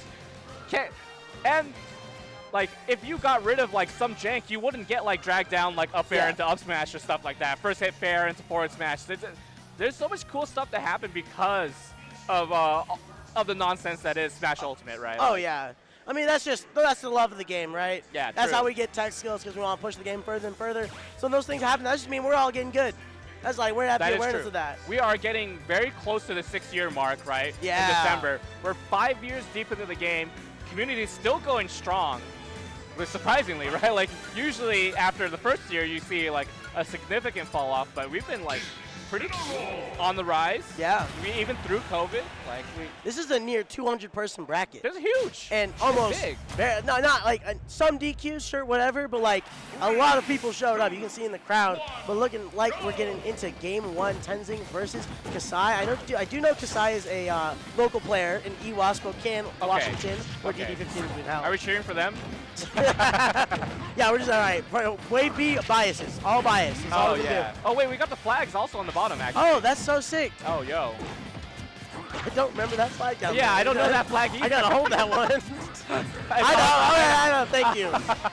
So the I know great the voice from beyond. I Thank know you. the Washington flag. Like, I actually searched up all the PNW flags just so like I can like better represent you guys like for West Coast. You know what? Real for that. I mean, come on. But then I saw the Washington flag. I'm like, what is going on? Dude, you can't miss it. That color It's so green, you bright. cannot miss it. True. What about this blue though? This blue though, tactful. Yeah. I'm not saying this because the Oregon flag's like basically borderline identical by any means. Anyways, going back into this match, it has been just an absolute, they're slugging at each other. That's 124% on each side at this point with a minute in, but no one's killing at the moment. Yeah. There's not really much to say about this matchup, right? Like, it really is all just like gonna end up being scrapping. You get away with a lot more as Wolf, that's for sure. But there are definitely instances where it can feel like you're really pinned down. Like right here at the ledge, the jump, nice, great catch. You tilt. can't slip like that because there's so many just single hit kill options that Incineroar comes with pre-packaged with the game. Yeah, true. Up air, F tilt. Down tilt actually leads into F tilt. It's just everything ends up being like leading into a kill with this character. It's just about like, winning neutral enough to get those wins, to get to that death percent. Dude, and having a down tilt to boot that can 2-frame into one of your kill options. Oh, with yeah. True combo. Yeah. We can complain about Incineroar all day. Hey, I wasn't complaining. I was stating facts. Oh, I was complaining. Oh, okay. I will. I misconstrued your intentions. That's my fault. Right now, I'm trying jumping shields though. I like that. Dude, the fact that people are so confident to do that now, like, and see the DI, dude. We've evolved. We've evolved so far. 2019 is an entirely different game. Not true. People still getting hit by a lone whip though. It's hard. It's hard to react to. It's hard to. Yeah, no, like. Just one good jump call out, and you just feel it for the rest of the game, no matter what. They like tack on. Revenge got nothing on the effect that getting hit by a lone whip does. Yeah. Oh, there we go. I like that. Calling out the fast fall with the back air. Gets a little taunt off. Dude, they have speakers for the tournament, and that howl just went everywhere. That was like. I thought that was a group howl. All the Ewok homies just got to get in on that. Guys, hey, shout out to whenever Ouch plays, I'm going to do a group howl. Good to know. Good to know. All right, I see your know intentions for Top Cut. Oh. Yeah. Can't be going with those like a little slower options against a ledge because that down smash stays out just long enough. Practically a 2-frame on its own. Yeah. So it's a super lethal move. I'm glad it did get nerfed, right? Like I'm glad it got nerfed at some point. It got like a tiny hit. It used to be much stronger. It used to kill like mad earlier. Dude, launch Wolf. Oh my gosh. That's like the untold story of this game, is what would have happened if Wolf stayed the same throughout the entirety of it. Because Wolf got hit pretty hard after Genesis, the first one, if I'm not mistaken. Yeah. Really early on, actually. Zachary was too good at it. Like, just was cleaning everyone up. They're like, all right, we gotta take care of this guy. These down smashes are killing people too much. I'm thinking about it. I'm like, why are people getting hit by it in the first place, right? Like, they have to lead into situations. We have a character swap actually to Byleth instead of an Incineroar, maybe just to be able to combat in the air a little bit more. But it might be pretty hard to catch Wolf. That airspeed is ridiculous. Yeah, no, I could kind of tell that when it comes to Tenzing's like choices, the things that he was dying to was a lot of Incineroar specific options. It wasn't necessarily his innate game plan. Right. So then it's just like, you know what? Change of pace, like you were saying, just get a different character on the board and see if my little the way I play Byleth will be the reason why I get stuck in this stuff. Right, yeah, and you can like stay away from the situation too, right? Much more with this character than be forced to scrap. That being said, right at the ledge, interesting options, but still get scouted out by Kisai. There we go, trying to roll, trying to prep the neutral, get up to get a back throw, but nah, you can still get an up smash there. It's not gonna kill just yet. Another dash attack to send vertical. Yeah, nothing lethal. I felt like the up smash probably should have killed. I'm surprised it didn't. Byleth's just heavy enough. Oh, that's true. Oh, with the hold too. That was confidence. Yeah. Manifested right there. And that was probably also scouting a nair. No way. Wow. I would never expect an Incineroar player to be able to time a forward smash like that, right? Yeah, you are just swinging. Yeah. Frame one hit. You know what? You're confident in it though. I can't like. You're real about it. Yeah, I think I was talking to another Byleth player before about it. Like, why do you just keep doing the forward smashes? And the truth is, like, you don't really get punished for it, honestly. Yeah. So you mention it. You just do it. It's not too bad of a position too afterwards because you're still like at the ledge and they still have to be able to get up, right? Oh, that's well, terrifying. like that. F smash just fast enough to kind of not have to worry about the dare right there. Gets swatted away by side B. But Kisai still has so much stage control, and furthermore, he just controls the pace of the match so much. Yeah. Down smash, okay. The back hit, not killing just yet, but we might be able to see a kill right here. Not the dash attack. Dude, Kisai postures the roll grab so often. Just like there, right there. Oh. Scoops up the roll with an up smash. Nice. It makes sense too, right? If you threaten like, oh, I'm gonna roll and then grab you, you can actually just dash up smash anyway. Yeah. So like, it's all part of the game plan. Double dash attack. Tries to shark. The platform eats a giant hammer to the face for it. Oh, Upbeat God. on the shield that you didn't hold. Unfortunate. That's a terrible feeling, actually. I was scared. You know what? Nah, Kisai's real for that though. Just being like, I know what you want. You think I'm about this ledge? No, you're not. Wait, he's playing with them. This ain't fair. All right. Oh, okay. You deserve that. I saw how many Phantom Footstools you did on shield. Like, you thought you were confident. Oh, wow, I'm almost shocked that timing didn't work. That was a really well-timed roll.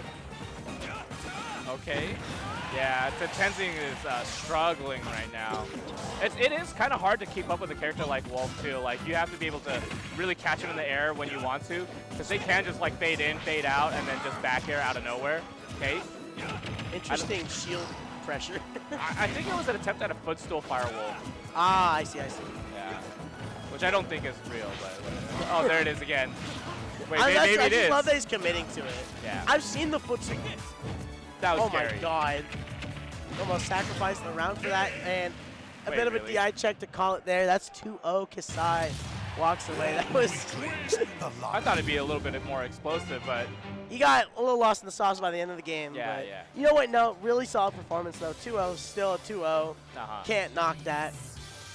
But again, Oh, I love that we got that as a replay. Man, you know what? Production, shout out to production. They got me. They heard me complain about Incineroar. Bro, me personally, nah. I'm Tenzing. Want me to talk about Kisai and you're clipping that, bro? That was hot, dude. That was a I sick enjoyed recovery, it. man. I enjoyed it. All right, okay. I don't know if you know this, but like Byleth, shield pressure is stupid good. So like if you hit like if you do like one rising nair on shield, down air, down smash will break shield. So I'm surprised we didn't see any situations like that. I thought we would see a lot more like nair abuse because of how good that move is. But I guess My boy. Tenzing just never found the opportunity. Yeah, no, it was like we were talking about. It's just Kisai just literally was kind of dictating, like, this is your opening. This is when you get to do stuff. You can stay in this corner. Yeah, no, literally. Swiping at him like a cat. Let's stay over there. Stay over there. Go on. Don't come over then here. Kick, like, just like back kick. Oh yeah, just out of nowhere, a cat I just said comes flying stay, in. bro. Yeah, stop. Interestingly enough, that aerial smash attack was not the kill option. Aerial smash attack. It is. You look at that thing and tell me that's not just a charge move from like Ness. Aerial smash. That's what I call Greninja Fair. Aerial smash attack. Nah, you're onto something there. It's true. I've seen Wolf Bear kill at what, 45% one time? Oh, Sure, shorter side, side blast zones, but still, like, that number is crazy. I mean, hey, let's go to WarioWare. Where the WarioWare we're here to invent new percentages we can die at. Yeah, Off of a true combo. tired of dying off the top and off the bottom? I got a stage for you. Are you tired of your games lasting longer than a minute 30? Like, we got the stage for Dude, you. Sonic will kill you at 20%. Like Bro, nah. just fair, like you're done. Dude, You're Rob with a tiny little blast zone for any combo? dead. Belmont's can down throw fair, you're dead. Dude, Belmont's up 3 tiers the second WarioWare comes in. I'm actually not down. You're not down? I'm way What? not down. B button the character, you're not down? Look, I used to think there are like certain characters that were like B button the character. I've come to realize now that most characters in the game are B button the character. we gotta keep the propaganda going. Yeah. It's funny too, right? Because this game was designed originally. Super Smash Bros. Was designed with the GameCube controller in mind, right? N64 Melee, controller. right? Yeah, right. Melee. From Melee onwards, you realize the B button is a smaller button, right? like you should be pressing that button less. I mean, you should be pressing the big green one. Yeah, the more I think about it, yeah, they kind of whiffed there. They did. Why? The 2 jump In the buttons? studio with like the shine, they're like making the shine. Oh, you know what? Cancel this. How are you gonna do that? Move your whole thumb up 2 countries over to the Y and X buttons, or use the stick. Why does the A button have that much real estate?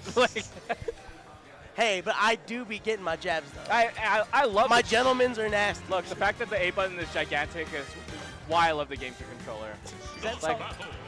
Hey, go on, get. You plugged yourself enough.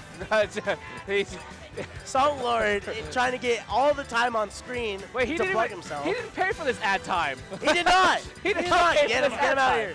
Production, get.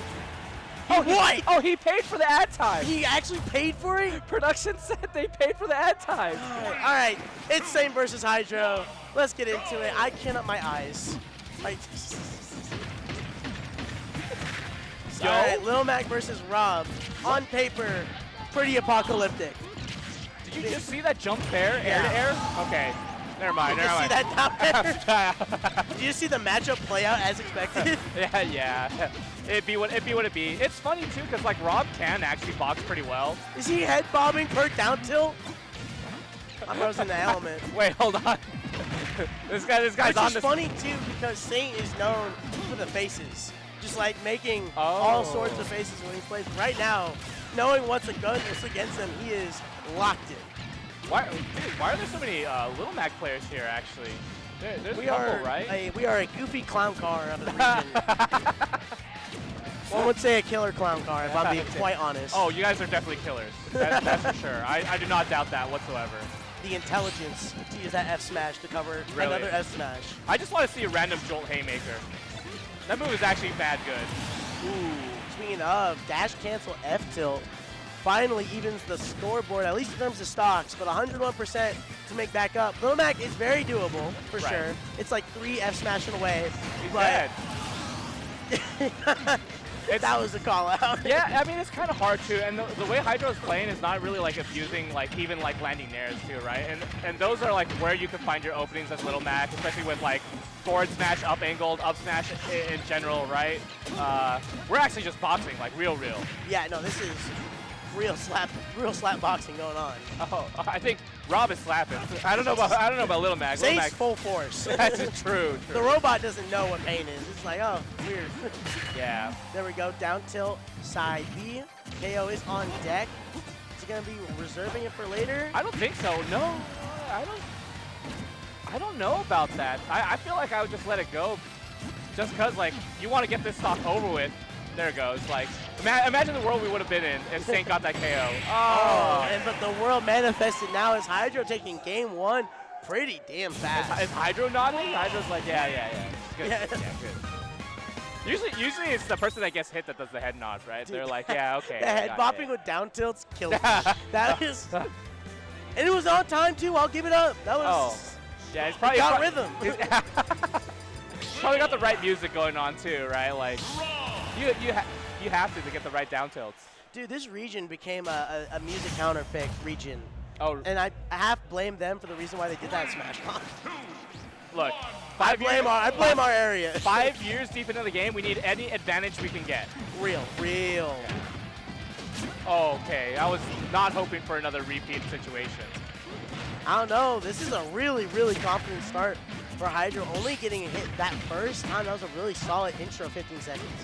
Right, yeah. Down tilt situations can only take you so far. Finds a little bit of a conversion, not too much else afterwards, but there it is.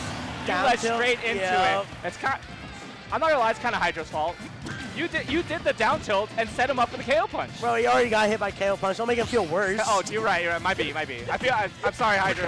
I'm sorry, Hydro. You're actually right. It's bad enough as it is. Ooh. There we go. A missed dash attack will get eaten up by a raw back air. Oh my god, barely throwing the needle to get the ledge, only to be met in return with the side B. Yeah, I'm surprised Rotor Arm has been as useful as it has been like this set too, right? Usually it is kind of hard to catch Little Mac off guard, but it's Rob, and there's a lot of mental stack when it comes to playing against Rob. The head bops again, finally. Going higher, I like that. Yeah. Gotta watch out for the double jump up airs too in those situations. But hey, wait. Oh, 2 for 2 in one game. I already apologized. that one Saint got all on his own. Snorlax just threw it over. He's like, interesting. Real interesting. That one is definitely not his fault. That's just being Saint almost cooked like crazy on that. If not for having the gyro in place, he's still going to get a down tilt side. Down tilt MVP of this game, no question. Yeah. That is like Little Mac's probably best tool. All right, gyro here. Back here, not able to find anything. The forward smash goes straight through the rotor arms. Hydro's relying on it quite a bit now. Saint doing a little bit of sharking, which is funny to see that's, Lil Mac doing it, but... Right, yeah, it is. Oh!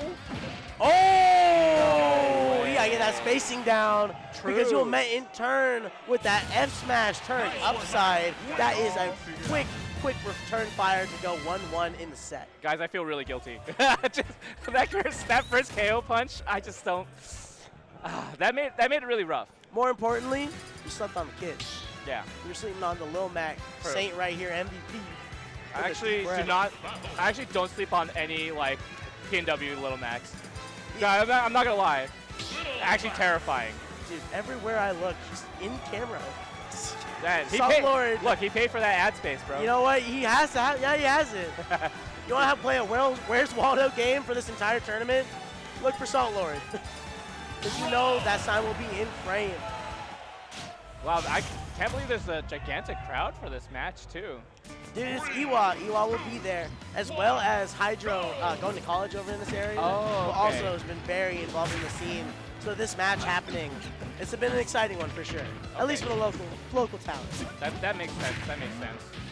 It's funny. Well, I guess it's unavoidable too, right? Like a tournament in Iwa, having to play against more people that are in Iwa. Unfortunately, it's a matter of the tournament and seeding and stuff. Always gonna be one. Yeah, true. Okay. Trying to stay. Oh gosh. I felt like that was a good opportunity to do KO punch too. I don't fault Saint for that. Hidro just on top of everything right now. Ooh. Caught up till it's not enough to do it. Barely living in that magnifying glass near that blast zone. Yep, normal get up right here too. Yes, nice. I love the amount of fade too for that fair. You know how minus it is.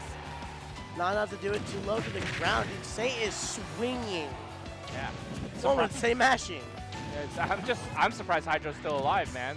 That felt like a pretty clean F tilt, but that one even cleaner. No, he even like swooped into that one. Yeah. He put his whole arm into that. I saw that. He dodged. Went right under that gyro. Oh, yo, gyro combos? All right, keep it clean, keep it simple. Just get a couple resets and just keep the corner. Keep Rob at bay, though. They can absolutely cook near the center. And right now, pushed off stage is dangerous territory to go towards. Even with the KO punch just unlocked, Hydro made sure that thing went away immediately. Yeah, the timing for that is just a little unfortunate, too. You think you got the better of the Rob player whenever you do an early, like, Jolt Haymaker, but sometimes that ain't it. Okay, we find a hit though. We might be able to get a anguish stop. on Hydro's face because he realized he missed it. And the up B sweeps him into the skies. This last stock, last game. That was such good DI mix up at the ledge too, right? Down tilt pop straight up, straight into the uppercuts. This is in the beginning of the tournament, by the way, and it's already getting this stressful. True. Hey, pools are a wild place, right? No, he got the neutral got up during Roto Arm. This is terrifying. Ooh. Oh my gosh, neutral B, I've never seen as a landing option used so effectively before. Yeah, that was actually so good. And it has armor too, right? So you get through the multi-hits. It was canceled, so you actually do get a lot more down tilt Jolt Haymaker. One more time. 7%. Yeah, Hydro trying to find the landing, trying to get their footing back, but can't have any footing if you don't got no feet. There we go, another down tilt side B doing wonders for Saint. Are we guessing for game? So much patience, trying to see if Whoa! should jump fair. What the? He let go of shield. Oh my it's goodness. not enough. Gets swooped again. He's got enough to do. He's not. Forced to jump high. No. Downers. Gets past it. I can't believe it. Picks up the gyro right here. Wait.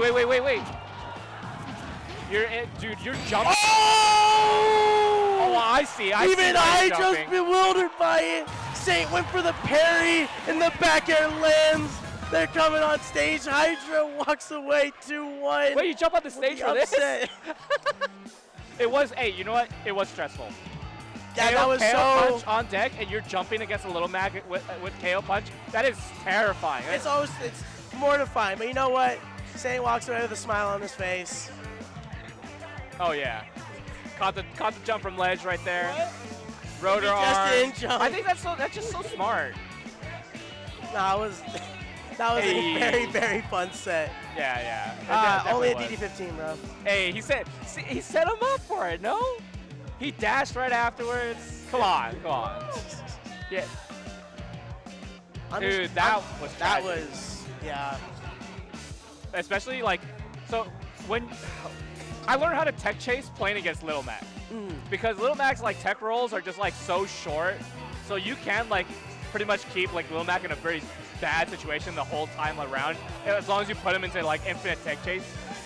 The fact that down smash was not far enough, I was surprised, because those tech rolls are bad.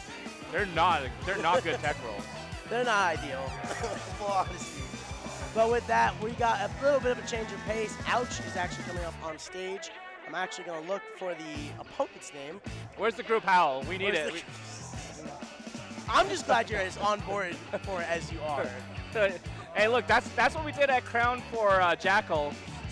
Just we got group howls in the middle of the night, like, because Crown is all outdoor, right? So oh yeah, you're right. We got the moonlight, dude. From the looks of it, it'll be Ouch versus 1%. Oh, okay. You know what? I was looking through and I seen the tag 1%. 1%'s an amazing tag. 1%. You know what my favorite is? His little sponsor thing on StarGG says wash. Oh, not even abbreviated, just full blown wash. Why? Did they like stop playing the game for a little bit or something? That's a good question. Unfortunately, I'm not familiar with the name. That being said, he's just trying to say he's clean. You know, exactly. Wait. Not washed, you're clean. Wait, 1% plays Kirby? I actually love him even more. That's great. That's perfect. Wait, this tag is Ozempic. There's so many things. This guy there's layers to this. There's actually. I don't think I'll ever know. This guy's an anomaly, man. All right. 1% versus Ouch. Like, Ouch, do you really need an introduction for Ouch in the PNW? Oh, no. Literally the poster child of just absolute batshit. I love that reaction. He looked down at it. They looked down at the controller like, what happened? Like, where did all my jumps go? You used them. I was as shocked as he was, clearly, and that's concerning. Because I'm the commentator. Oh, gosh. Oh, Ouch is don't let it be you, bro. Yeah, Ouch is so good at, like, tracking people off stage, too. I feel like when I was watching Ouch play, like, doubles. Okay, we're good. So many hits. We're good. You got damage. Wait, yes. I'm so sorry. I was so worried for him. All right, brother. No. 2 back airs in 2 jumps. Nefarious. Can we see another one? I want to see a down air, actually. You think Ouch got it? It'll happen. It will. I would actually fully wager that he will hit a down air. Oh, yes. Hey. Yeah, thank you.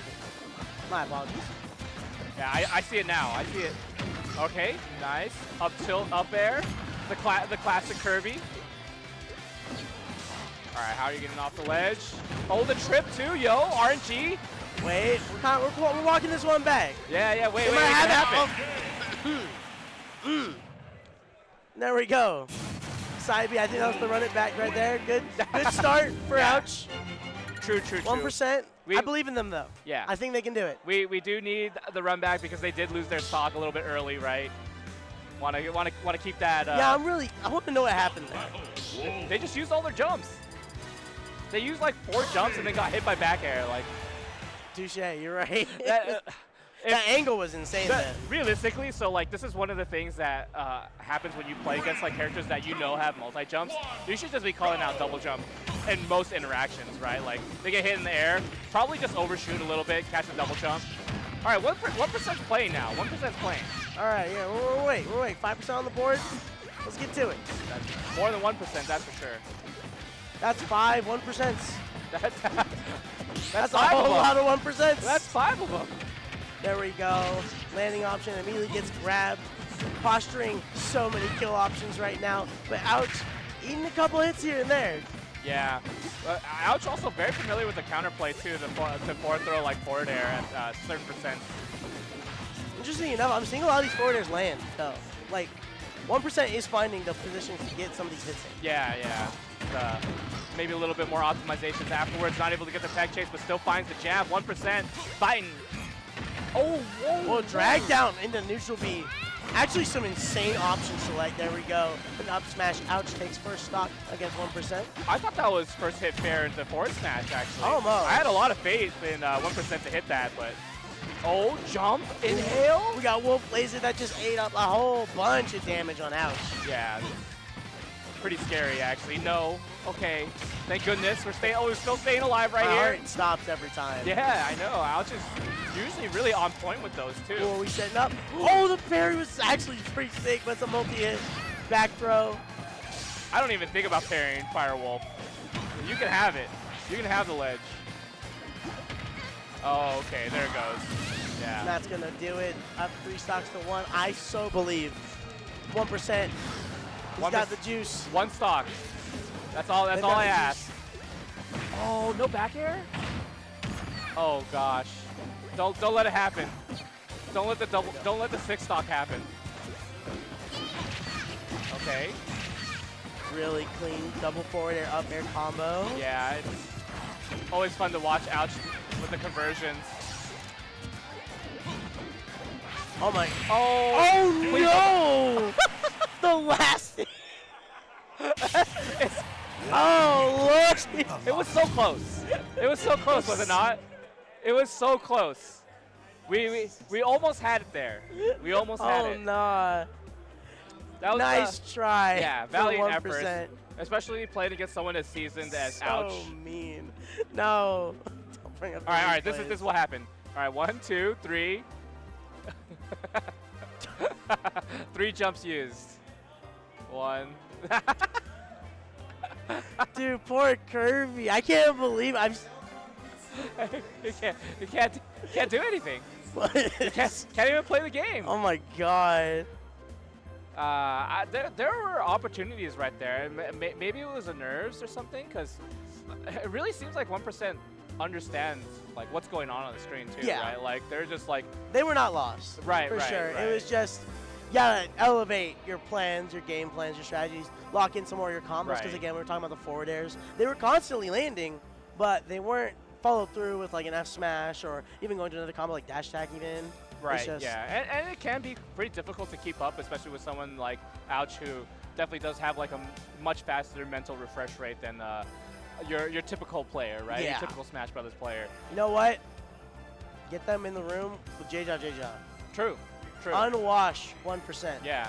Let me see the forward throw tech chases, like forward throw fair, tech chase afterwards.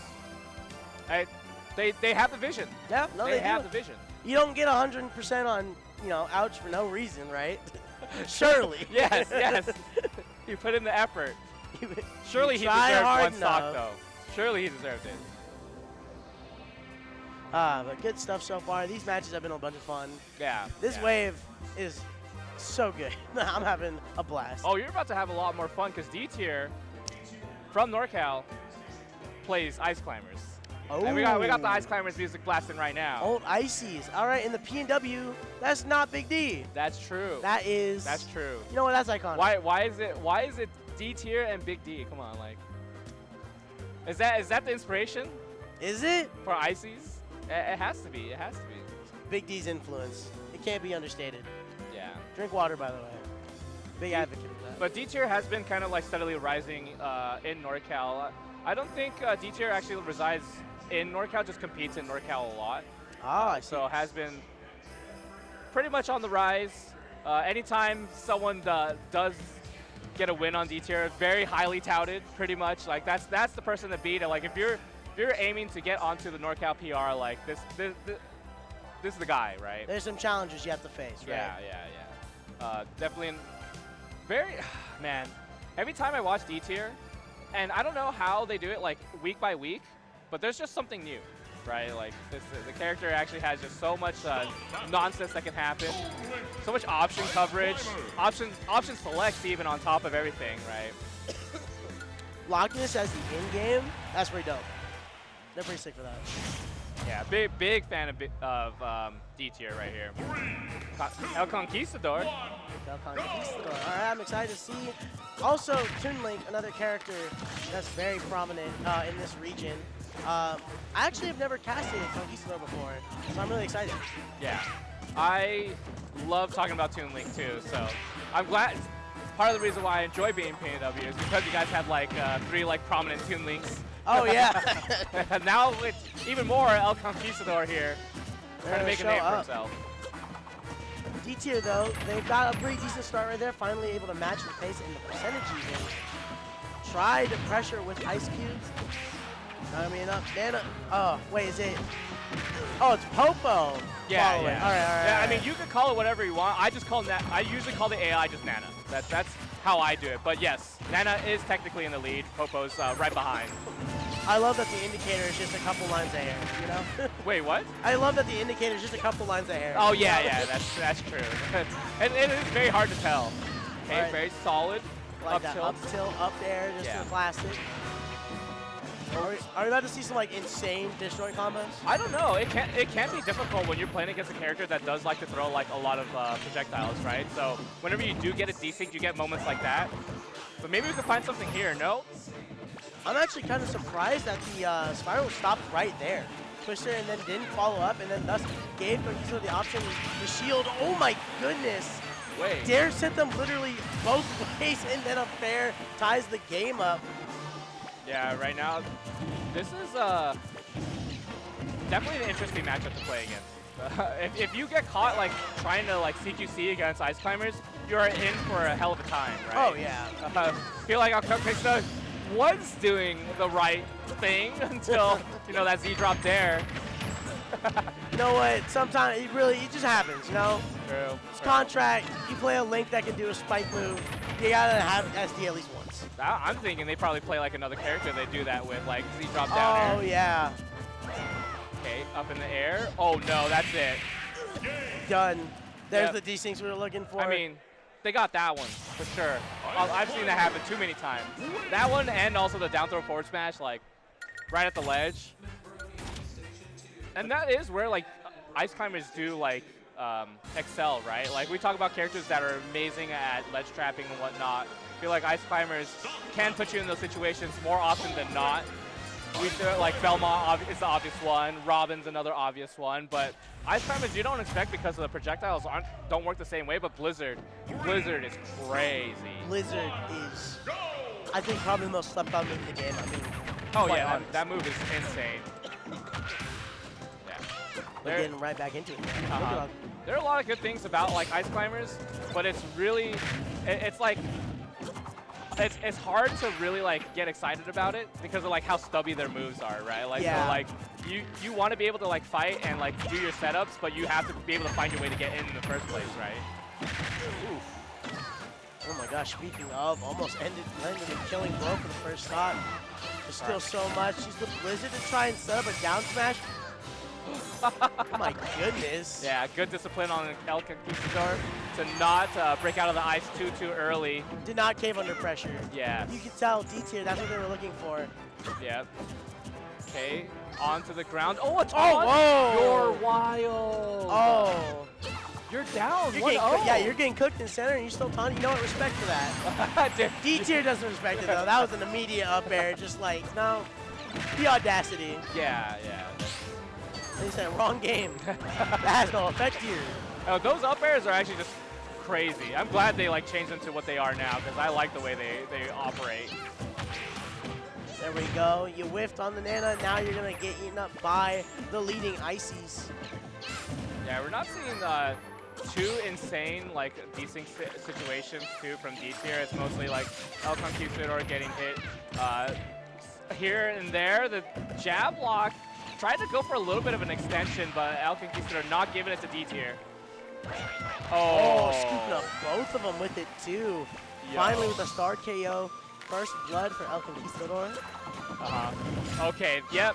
What a horrible situation to be put into. If you shield, you think you're safe. You're not. No, not in the slightest. Yeah. It helps too because Blizzard range is just a little bit longer than you think. And so when Ice Climbers does Blizzard, you're like, oh no, I'm just gonna get grabbed. Uh-oh. Yeah. Ooh, beautiful parry from both both Popo and Nana. Yeah. That is actually like one thing. I'm surprised we actually saw it in this set. Dtier is excellent at doing parries. Like, if you've been part of our region, been watching like any of their sets, like you can see how often they end up parrying. El Conquistador's been doing a good job actually kind of like mixing up what exactly they want to do, but I don't know, it's kind of hard to keep up, especially with the damage output the Ice Climbers can put out. Oh my god, just keeps getting caught by the Twister. You know? So this single one doesn't carry off too far, but into the corner you go. Oh. Ice fortunately saved the jump though. Good recovery from Toon. What was Nana doing?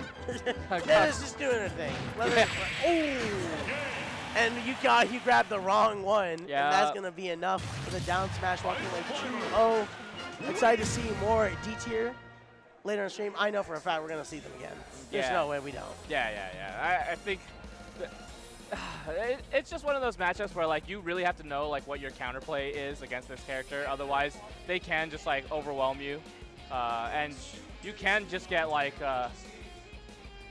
what is the word? Mixed up, right? Oh, yeah. Like there's just so many things happening on the screen. You hit someone, you're like, all right, whatever, I'm just gonna swing. You end up hitting the wrong ice climber, and they punish you for it. And even then, you hit the right ice climbers, you still get punished too, like because they can like when they are desynced, can act independently. So. Oh yeah. A funny thing, kind of like talking about that, I would talk to Big D about ICs and like kind of like some of the things he do, and he was very sparing with his information. Obvious reason why. Listen, you're trying to win tournaments, okay? Save it for tourneys. He did say one thing though, and it was talking about how he would intentionally turn his character around so that Nana was facing outwards when shielding. Right. So when someone gets grabbed, it's going to be Nana. Yeah. And then immediately follow with the punishing, kind of seeing it there, like right then to end the set. Yeah. It was just, again, some of that Icy's knowledge, some of that Icy's tech. Study up on the character. Do not sleep on Icy's in any way, shape, or form. What is also amazing about that like factoid is the fact that, yeah, you could turn around and like do a walk and shield and stuff like that, but when you dash, you also turn around, right? Yeah. So there are the instances where like, okay, dash forward, dash back, Nana is still trailing behind you afterwards too, right? So like in that situation that we just seen from that last set between Dtier and El Conquistador, is that dash back and like, oh, you're like, oh, my opportunity. You go for a grab. Oh no, the wrong one. Uh-oh. Yeah, you also do have to know like which one of your throws are going to be like hitting people away and stuff like that. For Toon Link, actually, down throw is disgusting. I don't know if you've ever seen like someone get blasted. Yeah, you have to have. You live in this region. that down throw just will send at a terrible angle. Even up throw, like it just sends out. Like just what? How did we get here? Yeah. I've seen that animation with up smash. Why am I over on the left or the right of the stage? Like what's going on here? Oh, that like bewilderment DI where you just like don't know what's going on. Now you're even in a worse position. Oh right? yeah, You're just yeah. like, The little Max Slayer. Like, those Yeah. angles are terrible. Dude, what was the one that was like shocking? Was when they first I think it was Sephiroth. Like one of the angles for one of their options was like it was Kazuya. Oh, command grab, yes. Where it was just like this is Hell's better Gate. than whole characters. Yeah. Yeah, like It literally defeats one character. They're not going to be able to make it back. Okay, this is actually kind of an anticipated set. I do know hrutik did have some concerns about playing against KORU. KORU's Ness player from Utah. oh, okay. Yeah, and hrutik, an Inkling player here from NorCal. So there's been some anticipation going in this. Yeah. So like from what I know, I don't know about KORU, but from what I know from hrutik, I know fairly confident playing against Ness. We do have Ness boy in our region, so there's a lot of like Ness tech that I don't think hrutik would be unfamiliar with. I mean, hey, familiarity is clear right now. They've been holding it pretty even right now. In fact, hrutik's starting to take a small lead. That's that confidence we were talking about. Like, you know, nerves aside, now we're figuring out what KORU's got going on. And hrutik's running away with a really, really good lead. Right, yeah, and one of the problems with the character, right, is that it can be difficult to be able to find like these kills. The raw roller and also enough to get the up smash right there. hrutik is sitting so pretty at only like 28% on that first stock. hrutik's got the movement, I'll say it. I've been enjoying the way he's managing himself across these platforms. Also, starting on Small Battlefield as the opener for the set. Right, yeah. hrutik also, if you guys don't know, you didn't see, hrutik actually plays on box too, right? Yeah. Yeah, so kind of impressive to see like the multiple like angles that they've been able to cover using the box, and just like I am always impressed whenever someone learns how to use a box because that's a lot of dedication. I've seen hrutik on sticks though, like on the GameCube controller, actually really solid too. Like It don't matter what. Yeah, it's not. yeah. It's all in the game at that point, right? Like. There we go, though. KORU in this time has evened up the stocks just a little bit. And it has really good stage control. In fact, that's going to be enough to Oh my do it gosh. from 10% to death. It was like less than 10 seconds. That's all you need, just a PK fire and the ambition. Yeah, that's what I like to call like the best possible PK fire hit, right? Where like there's still an invincibility, they get hit by like a meaty PK fire and they have no way out. There's a second PK Thunder, of course, hrutik ready for it. Not a heavy punish though, just turning around, getting that jab, and just applying the same pressure that he was for that first stock. Oh The no, down that smash call out does not pay off, but KORU doesn't get too much off of it. In fact, just gets met in the skies and immediately sent to the blast zone, now tied up a stock apiece. However, hrutik does have some ground to make up, but he is managing very well. Look at the maneuvering, dodging all the aerials and then landing a multi-hit. Double back air calls out the landing with a grab. Oh my god, extremely smart gameplay right now. right, yeah. I didn't know hrutik had that, like that back air, rising back air into like a grab. That's clean. Super clean. I forgot this character can move. That's right, yeah. Left the lexicon like, what, 3 years ago? Yeah, I mean, hey, look, that's one slippery character. No question. Yeah. All right, Fox trotting around, chilling in center, absolutely what you want to do. Yeah, so familiar with exactly what Ness wants to do too, right? Okay, no, not able to get anything, not able to get the roller too, and no punish on KORU's end. So Yeah, much respect. KORU made full-blown eye contact. Hrutik was like, oh, What? Where did you go? Holy DI. Box DI? Hello? Box DI moment. Good stuff from KORU. Maintaining composure even after losing that first stock. Only tagging hrutik for 28%. That's what I was going to say actually too, is like the matchup is interesting in the sense where Inkling works really hard to get a lot of percent and then struggles to find those kills, while Ness, like, also, you know, it can be pretty easy to get the percent right where you need it to be. And then your big swings, your back air, your nair aren't as unsafe, Yes. right? Like, Inkling at some point has to commit to roller if they can't to get you to booyah percent. Yeah, no, as the set goes on, like you're saying, just the kill power from Ness is so much more significant in the grand scheme of things. But again, like we were talking about, hrutik has had so much control over momentum in the first game, and we're not really seeing that now. Right, yeah. KORU is definitely in his bag and is an element for sure. True.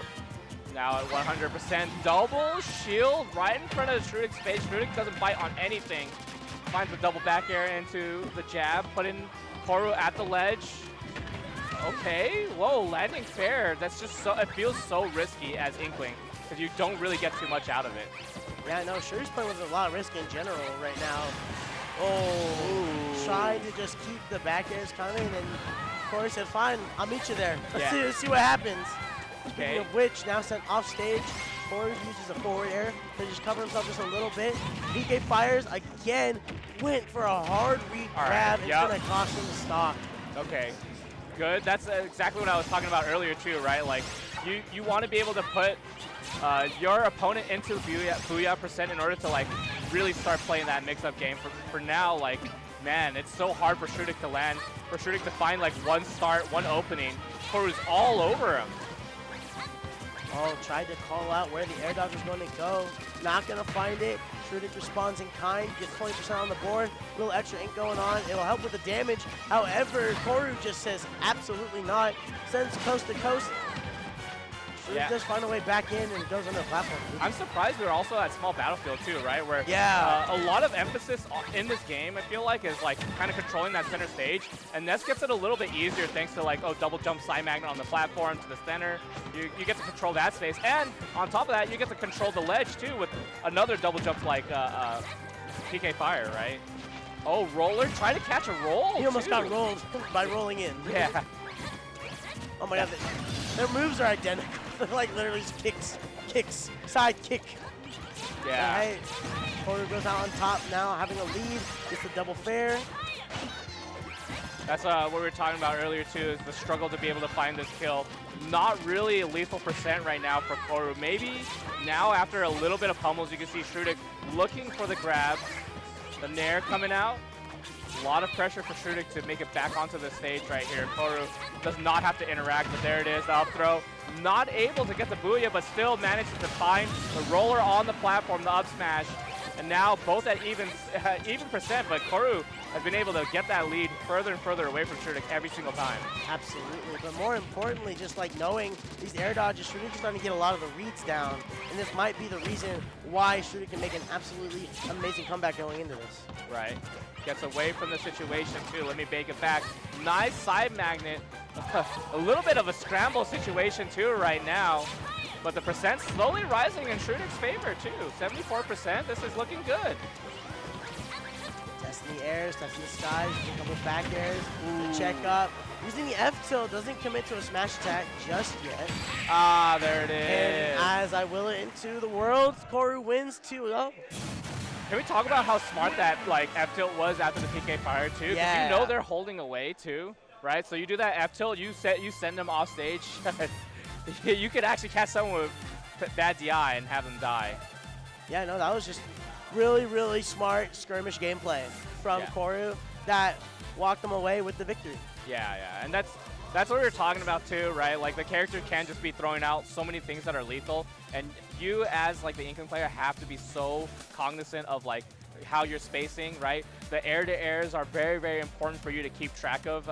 When you are Inkling, like you are doing a lot of empty hop, like back air, right? Like you jump back air, late back air. You don't really do rising aerials too much, and even if you do, you get blasted out of the air from Ness, right? Like it can be rough when you're playing Inkling. That's why we kind of see that character fall out of favor. Oh, goodness gracious. Big shots to both players, though. Putting on absolute heater set. And looks like we'll be going right into another match. If I'm not mistaken, that is Pow going up on deck, but I do not know the other person. That's on me. Yeah. It would be nice if I could actually recognize people by face here. It's a little hard. You know what's really embarrassing, honestly, for me? I have a really bad time with names, really easy time with gamer tags. But maybe that's just because they're so crazy. I can so deranged. I think it's easier to see someone's gameplay and know who it is. Yeah. Like. Oh, it's Abby. Okay. I got to cast a bunch of her games over on dubs, and she was an absolute menace with both. It was Byleth and, oh my goodness, why am I forgetting the other one? I'm just going to forget the other one. That's okay. We might see the Byleth, though. The Byleth had in some crazy combos. I am happy with that answer. I will gladly watch more Byleth. Honestly, I like seeing people play against Byleth, and I like seeing counterplay against Byleth. Like, also, that nair is stupid. Big shout outs to the in-game. Scarlet Rot.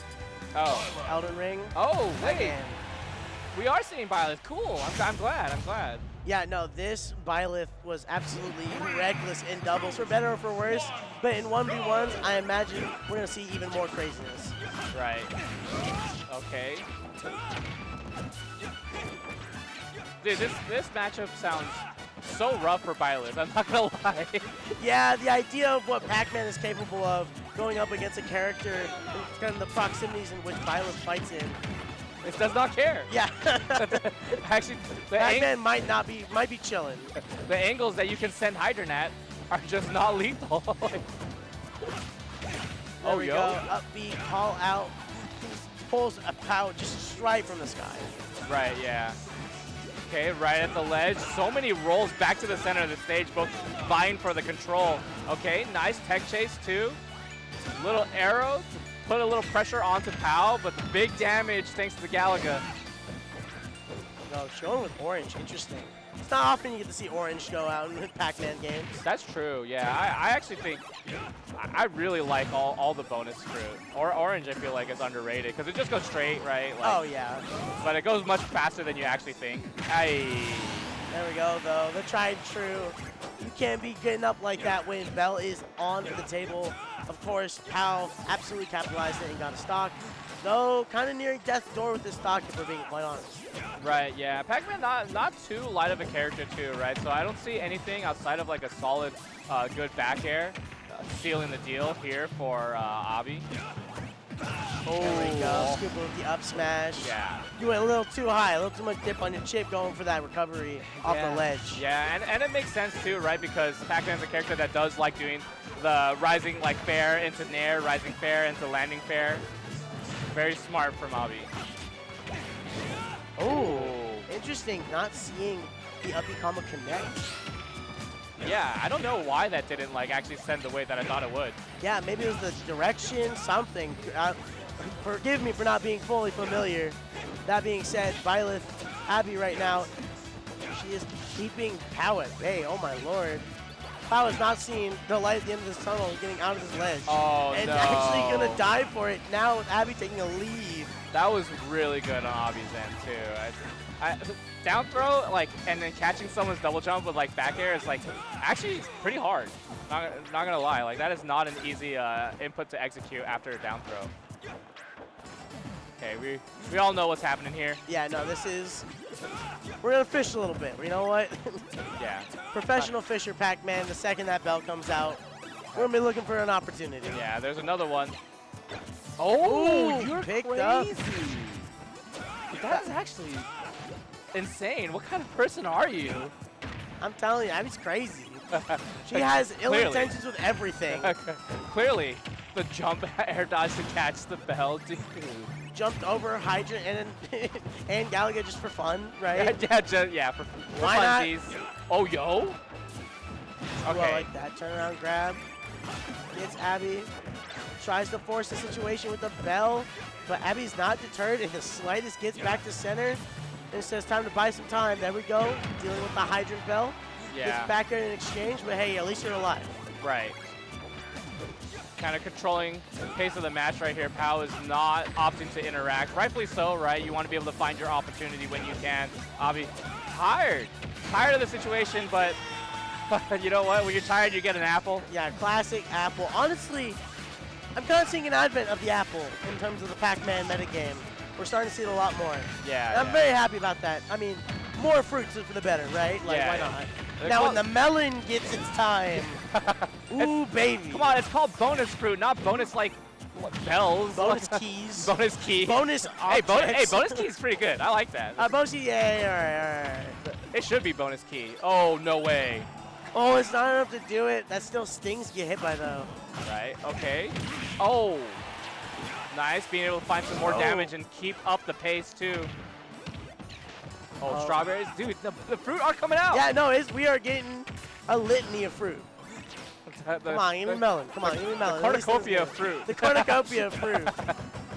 The bag of infinite holding just has the cornucopia of fruit. Yeah. Ooh. F-tilt's not enough to do it, but you are buying time right now, pal. Yeah. I feel like that was good DI on the forward tilt too. I would have ran out of the way. Oh, for sure. Yeah. Okay. Oh. That was such a tense game one. Yeah, no, it really went down to the wire, but Abby holds her, gets game one. I like that she used the hydrant water as well, just to make sure that we're getting sweet spot with forward air. Right, yeah, the slight jump back, understanding like, hey, I'm just going to be able to control this much amount of space. And this is what I got to work with. yeah, I think Pal was like not prepared for a swing that low, right? I think Byleth's like Fair and Bear are really deceptive to the point where you don't really know like where the actual startup is. Kind of like Hero, like Fair Bear, right? Fair comes out. If you play Hero, you do Fair, you Bear. It takes forever to come out, right? Yeah. But when you're playing against them, you're like, what? They swung? Like, huh? Wait a minute. Yeah. It's the same thing with Byleth too. Byleth, Fair, and Bear. There's not much like wind up beforehand, and then it just in your face, right?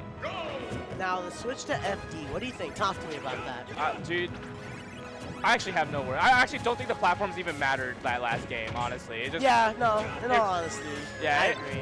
It did deal with some bell pressure, I did notice. Oh. The way Abby dealt with bell pressure was made sure that there's a platform above pretty often. But beyond that, leaving it open was the part that interested me. Oh my gosh. gosh.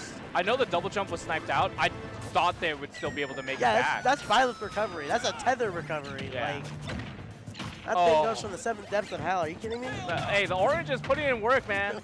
You called it. The orange development is huge. Dude, progress. POW exclusive. This is the POW difference. Whoa. Canceling the up air? Imagine the world we'd be in. There's layers to it. There's a reason why they're up there and I'm not here. I wouldn't have thought of that. This is a lot, man. There's a lot to take in. All right. Okay. Fully shields that. There we go. Finally hitting its mark. Abby gets the combo. Yeah, clearly the stage is working out, right? Like this first part right here. Yeah, I'm almost shocked that it was left open to begin with, if I'm being fully honest. But now it makes me more curious about what the bans are. Yeah, true. Down throw, not able to get the bell right here. Abby's still struggling to be able to get some percentage on POW.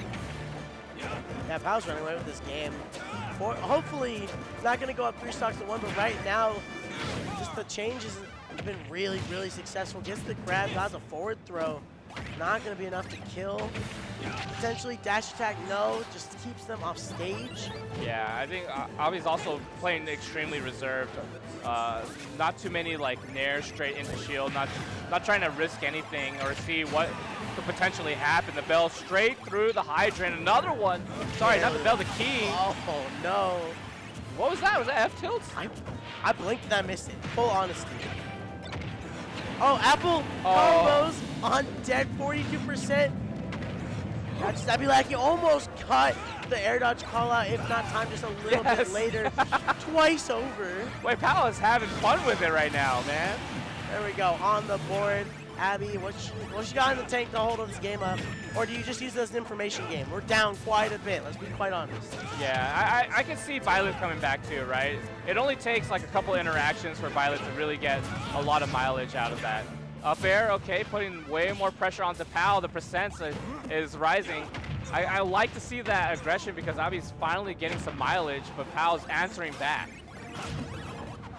Never recovery.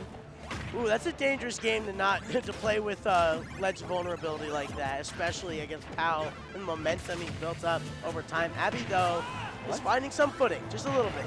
Yeah, broken up right there. Here's another bell opportunity right here for Pal. A amazing option, actually, to get out of that sticky situation. Ooh, and Pal jumps right into that hydrant to boot. Oh, no. I'm surprised I didn't have a repeat success. Yeah, maybe just a little bit too slow. A little slight hesitation right there, but amazing catch with the fair. You see how early the catch was, and then the fair came out so late. Like, yeah, that timing was flawless. Yeah, it was so good. Uses the startup time. Oh Dtier my live, God. it's sour hit. But Wait, this might be the end of the game if Abby guesses correctly. No! Now it's another battle for center. Immediately gets hit by Hydrant and sent to the corner. Yeah, a little bit of, I like the stall right here. The Hydrant not going to shoot out any more water. You only get it twice. Landing near the down air, though, sets up for a terrible, terrible position for Avi. Well, like that. Instead of linger just to see how the Hydrant plays. Oh my God, a Phantom Footstool. And the Nair stops it just long enough for her to make it back. I love the play right now. Being aware of all the bonus fruit options. There's the apple, though. No one expects the apple. No one expects the apple. Just out. This cornucopia is lethal. That's all right? true. We don't play with our fruits. Production called it Trader Joe's. Yeah, it's actually so good. We're going shopping. And whipping it out. The FD... Actually, I can see why like you would leave FD open, right? We saw a lot of interactions that happened, like catching landings and whatnot in that second stock.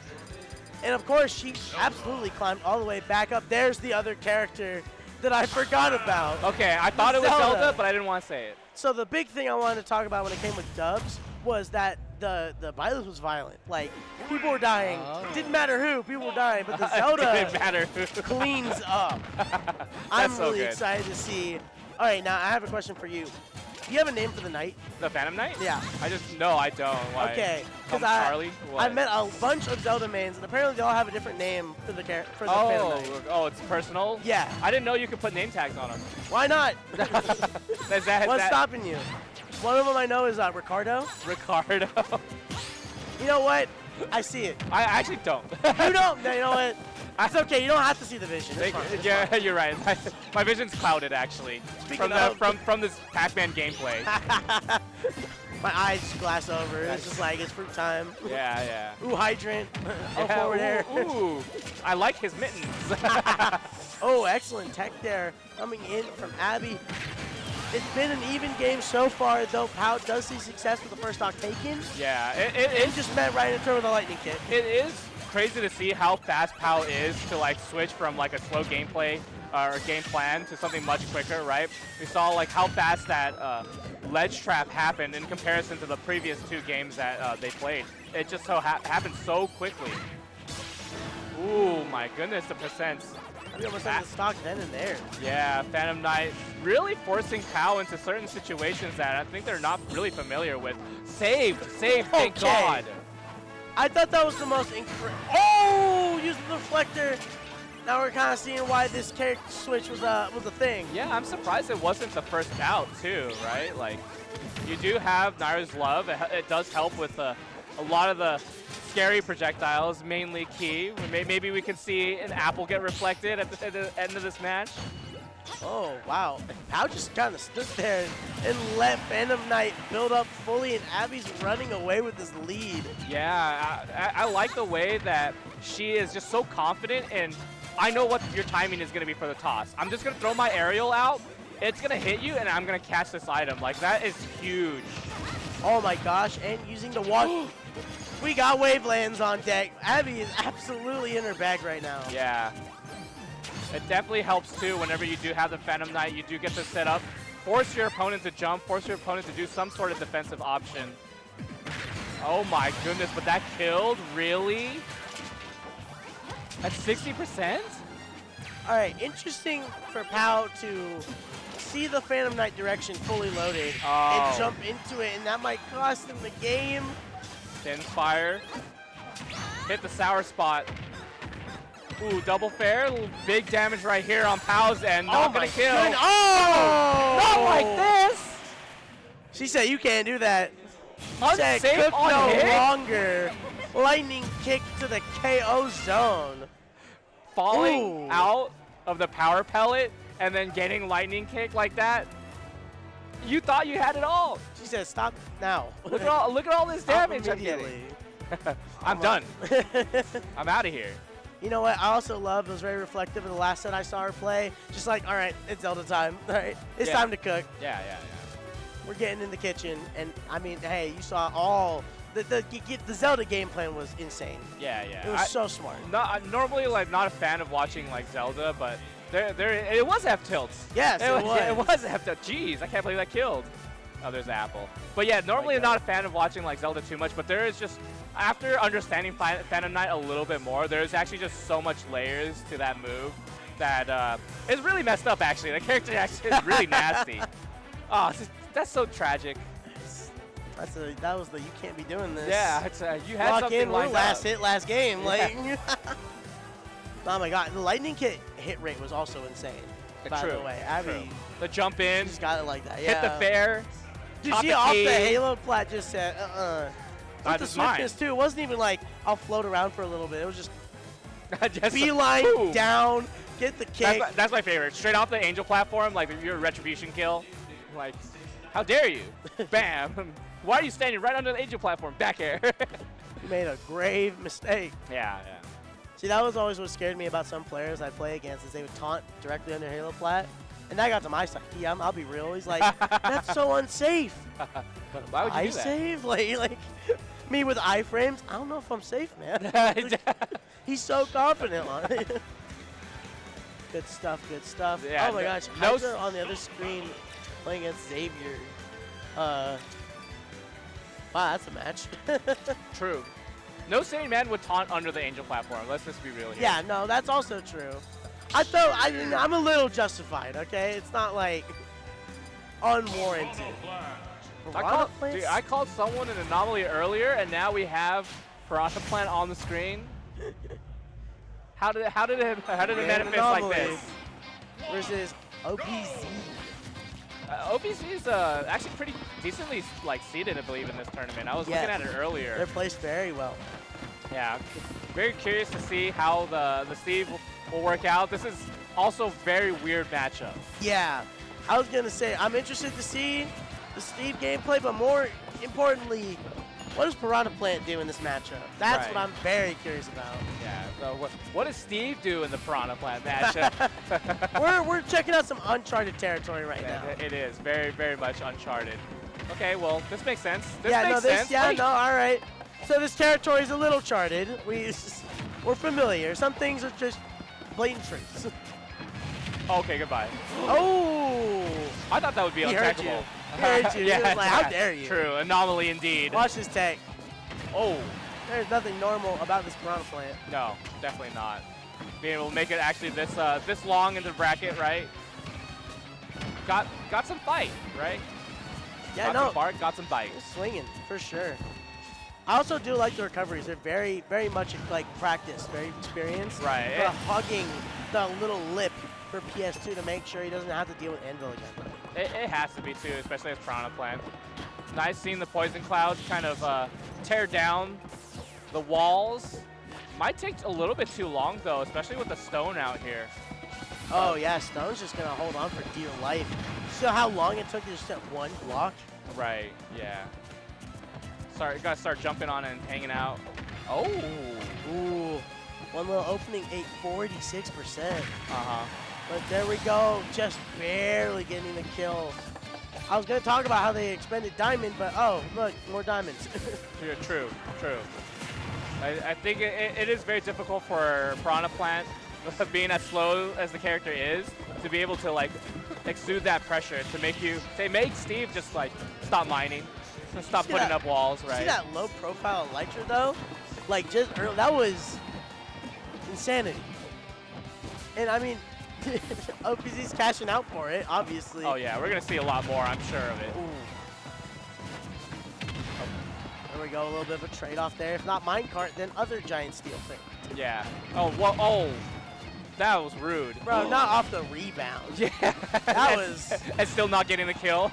Oh my god. That's a little sad.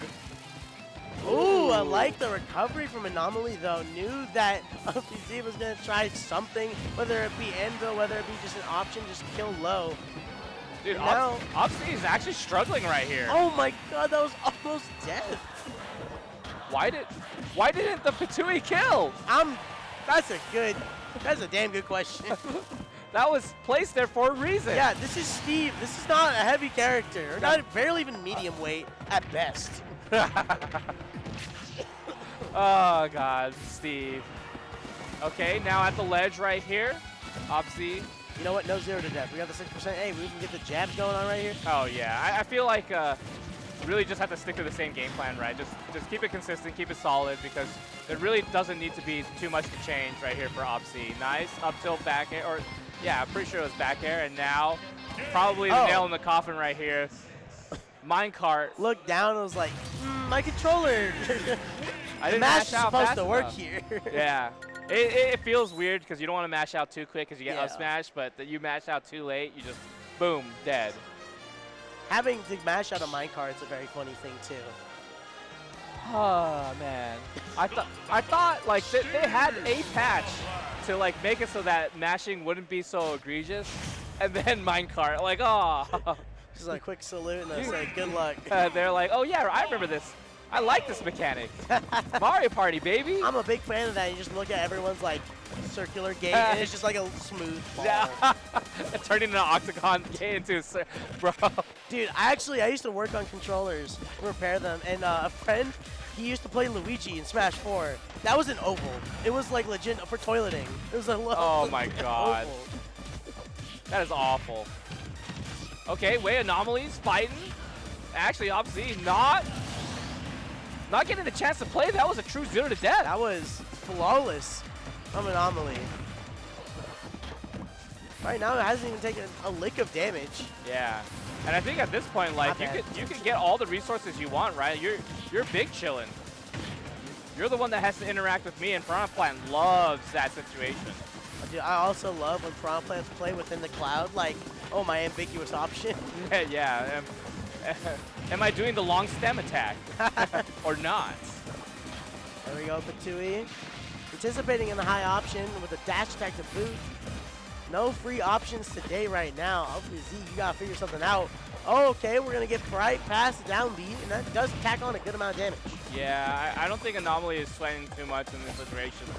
In these like little tiny micro interactions, just because really not gonna die here unless you get hit like by minecart and then the mix afterwards. Oh, dude, that down air. Like, why did that one kill but another one didn't? Why The was world that will one? never know. That one was untechable. This is a beautiful game.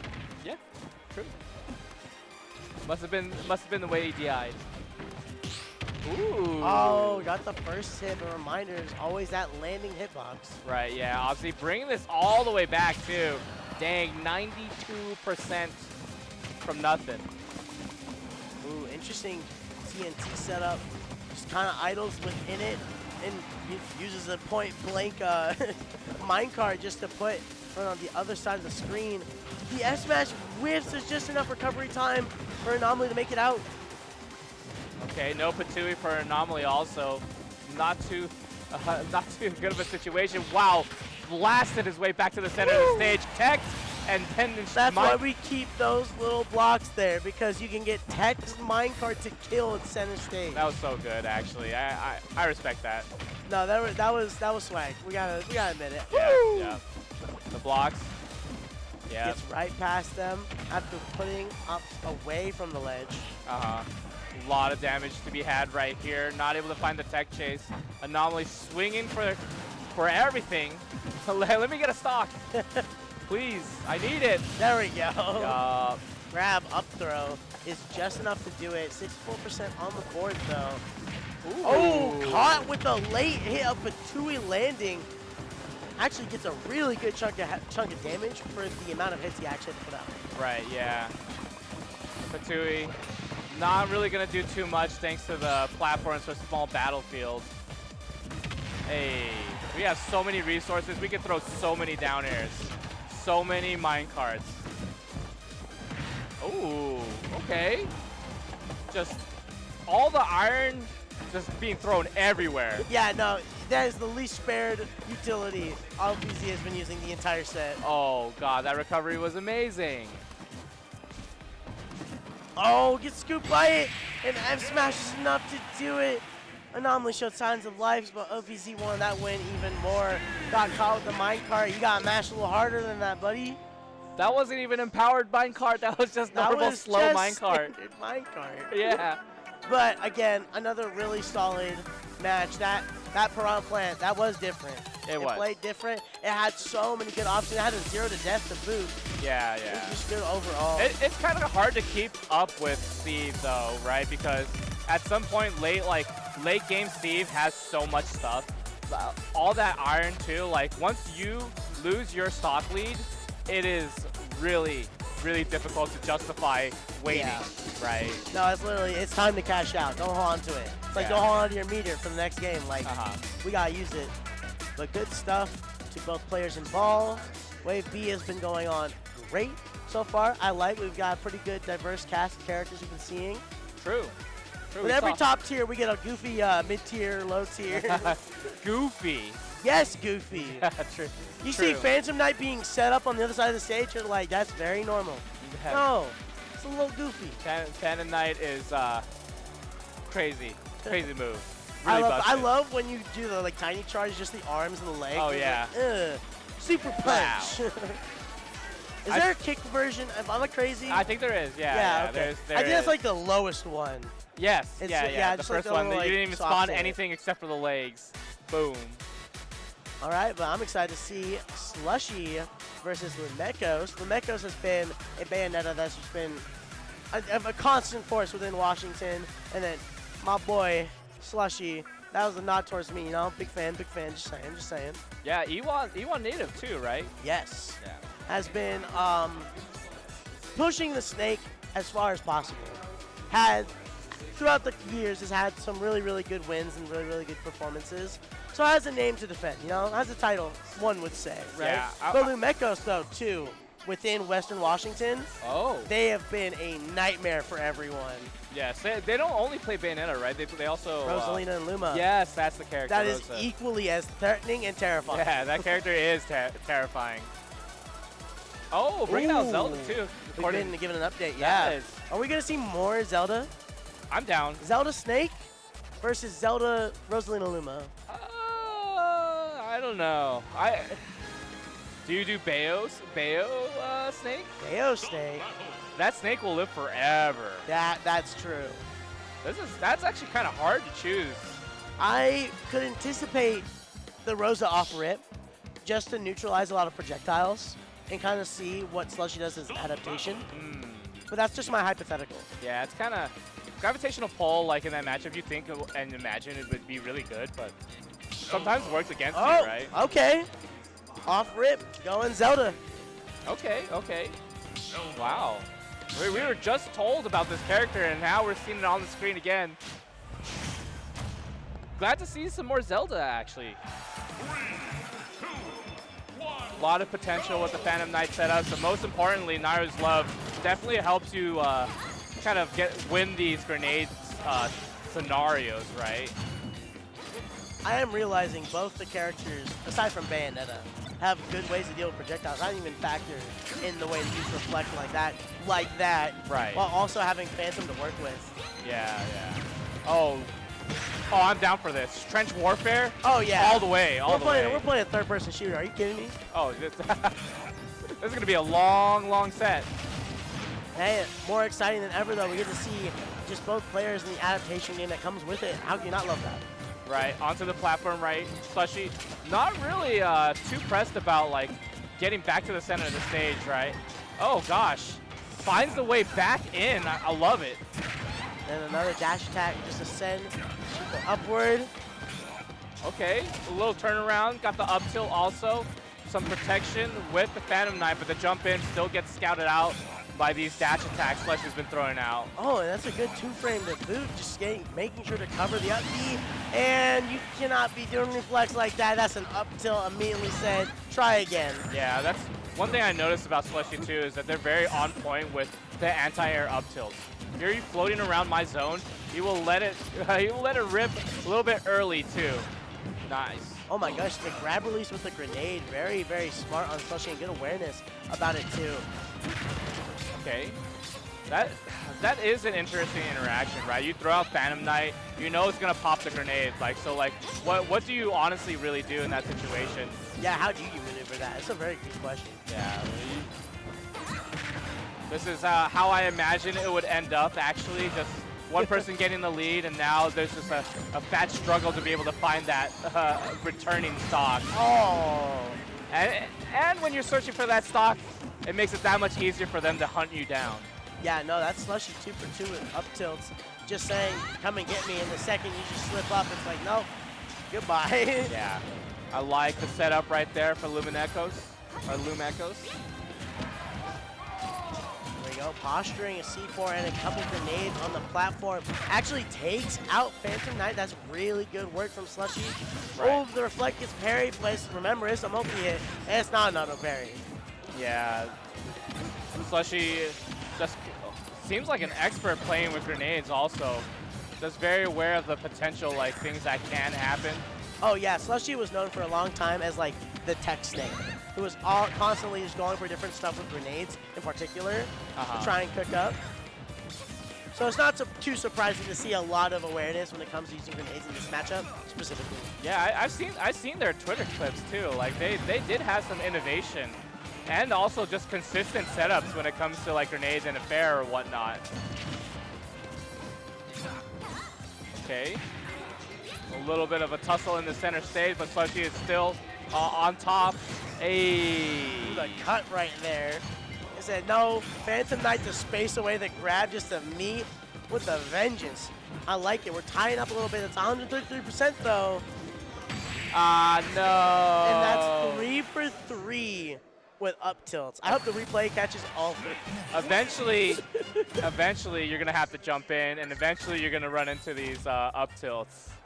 That is, I want Slushy to actually just get all the stocks with up tilts. Yeah, no, I'm kind of, if we can get all 6, the necessary 6 to win the tournament, or win this match, I'll be, yeah. I'm popping off. I'm here for it. Can we get a 6?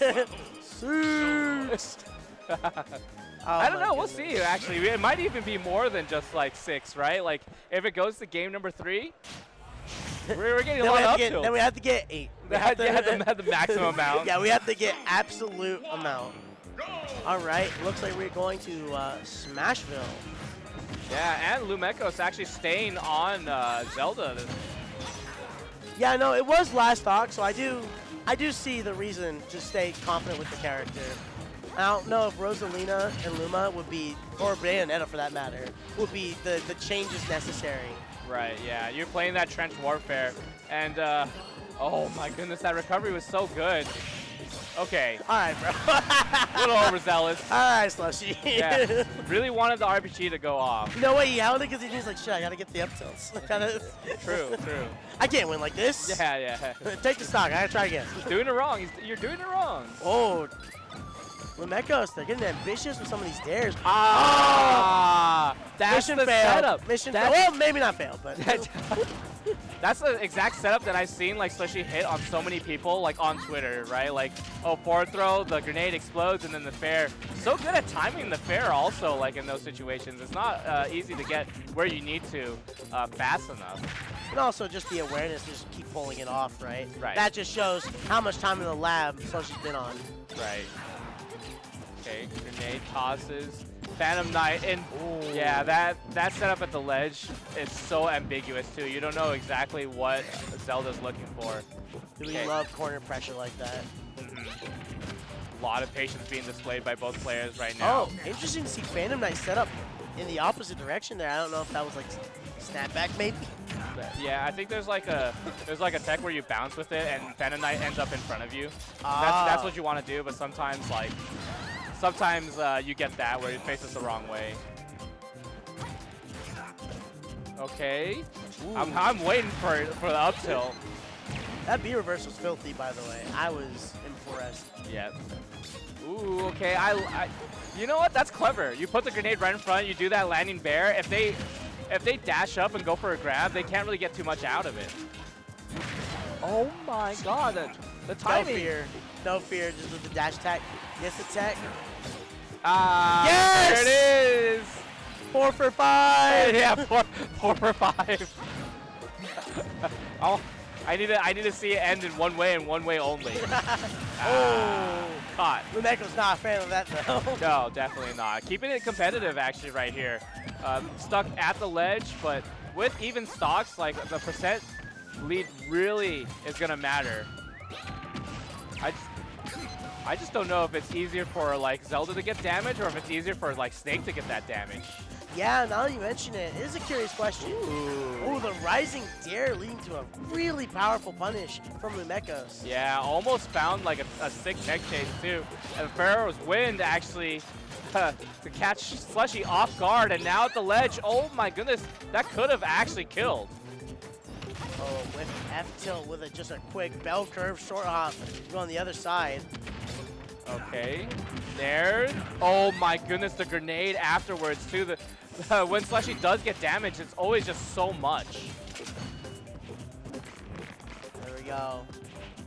Okay. Posturing for it again at 86%, by the way. I don't know if it'll even kill. Yeah, will that it? would absolutely not kill. Another up tilt. It's not lethal. Not yet. No. Oh. Wait, it was lethal. It was In a sick, twisted way. It was The most lethal one of all. It was very 2-0. twisted. 5 for 6 of the stocks taken being led by up tilt, one of which was just through straight mental willpower. Yeah. This up tilt will kill. Oh no. Yes, the montage. The up tilt montage. Excellent. The roll in up tilt is great. Oh wait, oh yo. You're supposed to get 6 of them. The F tilt. 6 up tilts. I'm glad we have that replay actually. The one with the Phantom Knight One of them was like a mental stopping the what is it? Supposed to get Stand 6, grab, the bro. shield grab from connecting. Hey, okay. I'm glad it was that though. I feel like that's a Slushy classic. Yeah, it was 5 up tilts and then one really clean combo. We and did then it! We just did it! the psychological up tilt. Yeah! Beautiful stuff. There's the up tilt, yeah! I'm a fan. Oh, Hey, yo. Cal. What up? What My up? boy. My back. Oh, it's your first tournament. This is your first tournament? Oh, You heard it this is a good tournament. It's going yeah. well. It's going well. So why the 15 though? Then why the 15? It's just. Is that your favorite player? Is that like? I thought you start counting at 15, no? Like. Don't you know you start start counting at 15? Wake up. He's in the future. I'm stuck in the past. There's no Oh. way. Yeah. That would be a crazy strategy to market your Oh, tournament. you just go. Just say there's like a number with it. I only got 15 left in me. You Yeah. start counting down. This one's 14. Oh, I like that idea. Yeah. A countdown tournament to the last one. Oh, yo, New Year's, and you start all over again. Oh, yo. The time loop. The Stuck in an infinite loop the of infinite. DD events. We got the infinite.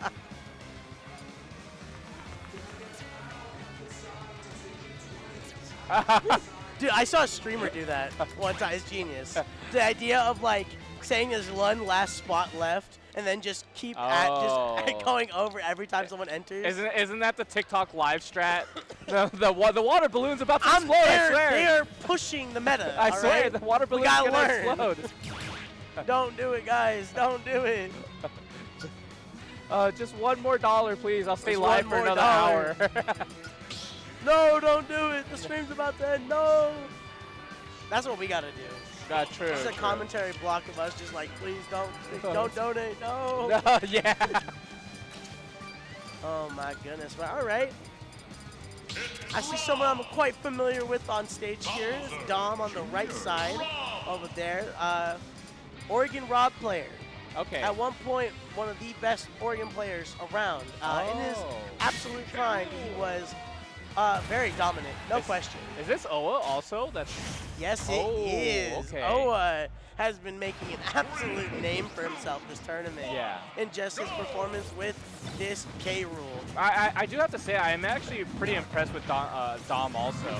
I was seeing their play with Sparkle in doubles, and they've got a good head for doubles, and I can imagine, like, if you got a good head for doubles, you got a good one for singles too. Yeah, to prove you gotta get damage first, and as I say it, gets the up throw, immediately gets reflected by Belly. I haven't seen that in a fat minute. Down B. K rule in general, if I'm being frank, but. Oh. It's like that. Oh. Whoa.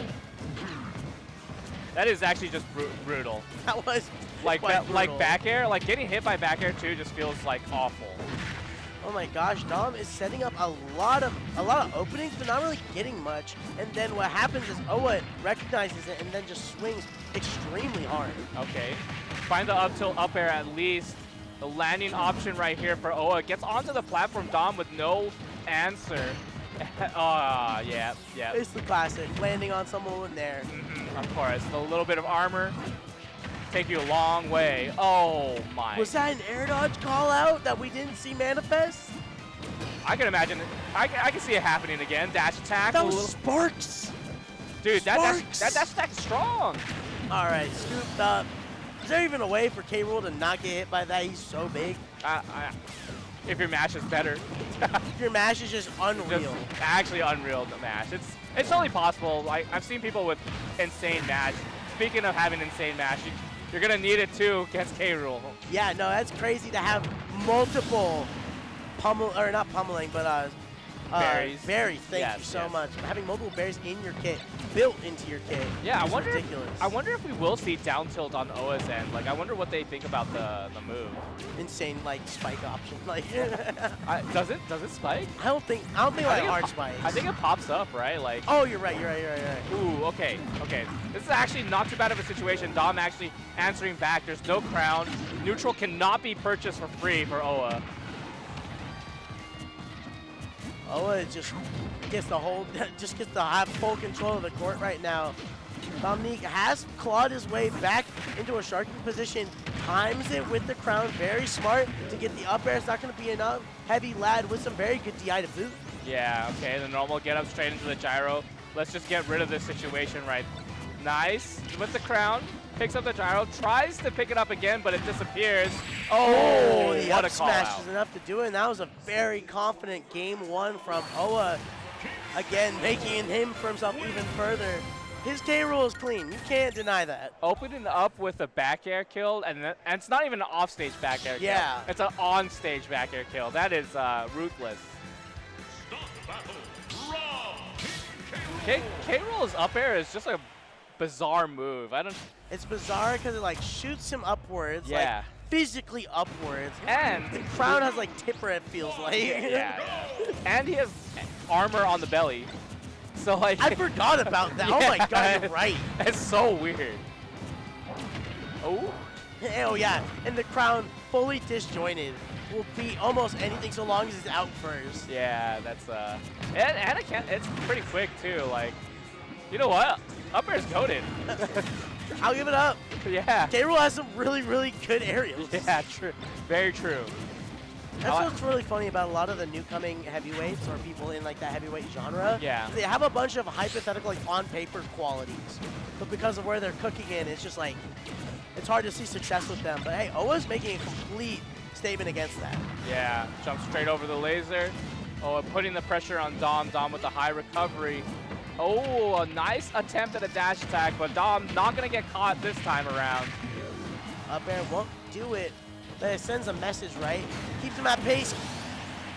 That was disgusting. Big body problems. I'm going to be so Oh real. my gosh, that one was disgusting. Oh, back to back, just disgust, diabolical. Yeah, I mean, it is known, right? Like returning crown against K-Rool, like you know something nasty is about to happen too, right? Good up throw avoids the crown, sneaks in a little bit extra damage, and we actually land with that. yeah, we're actually seeing Dom actually play much better in the neutral, right?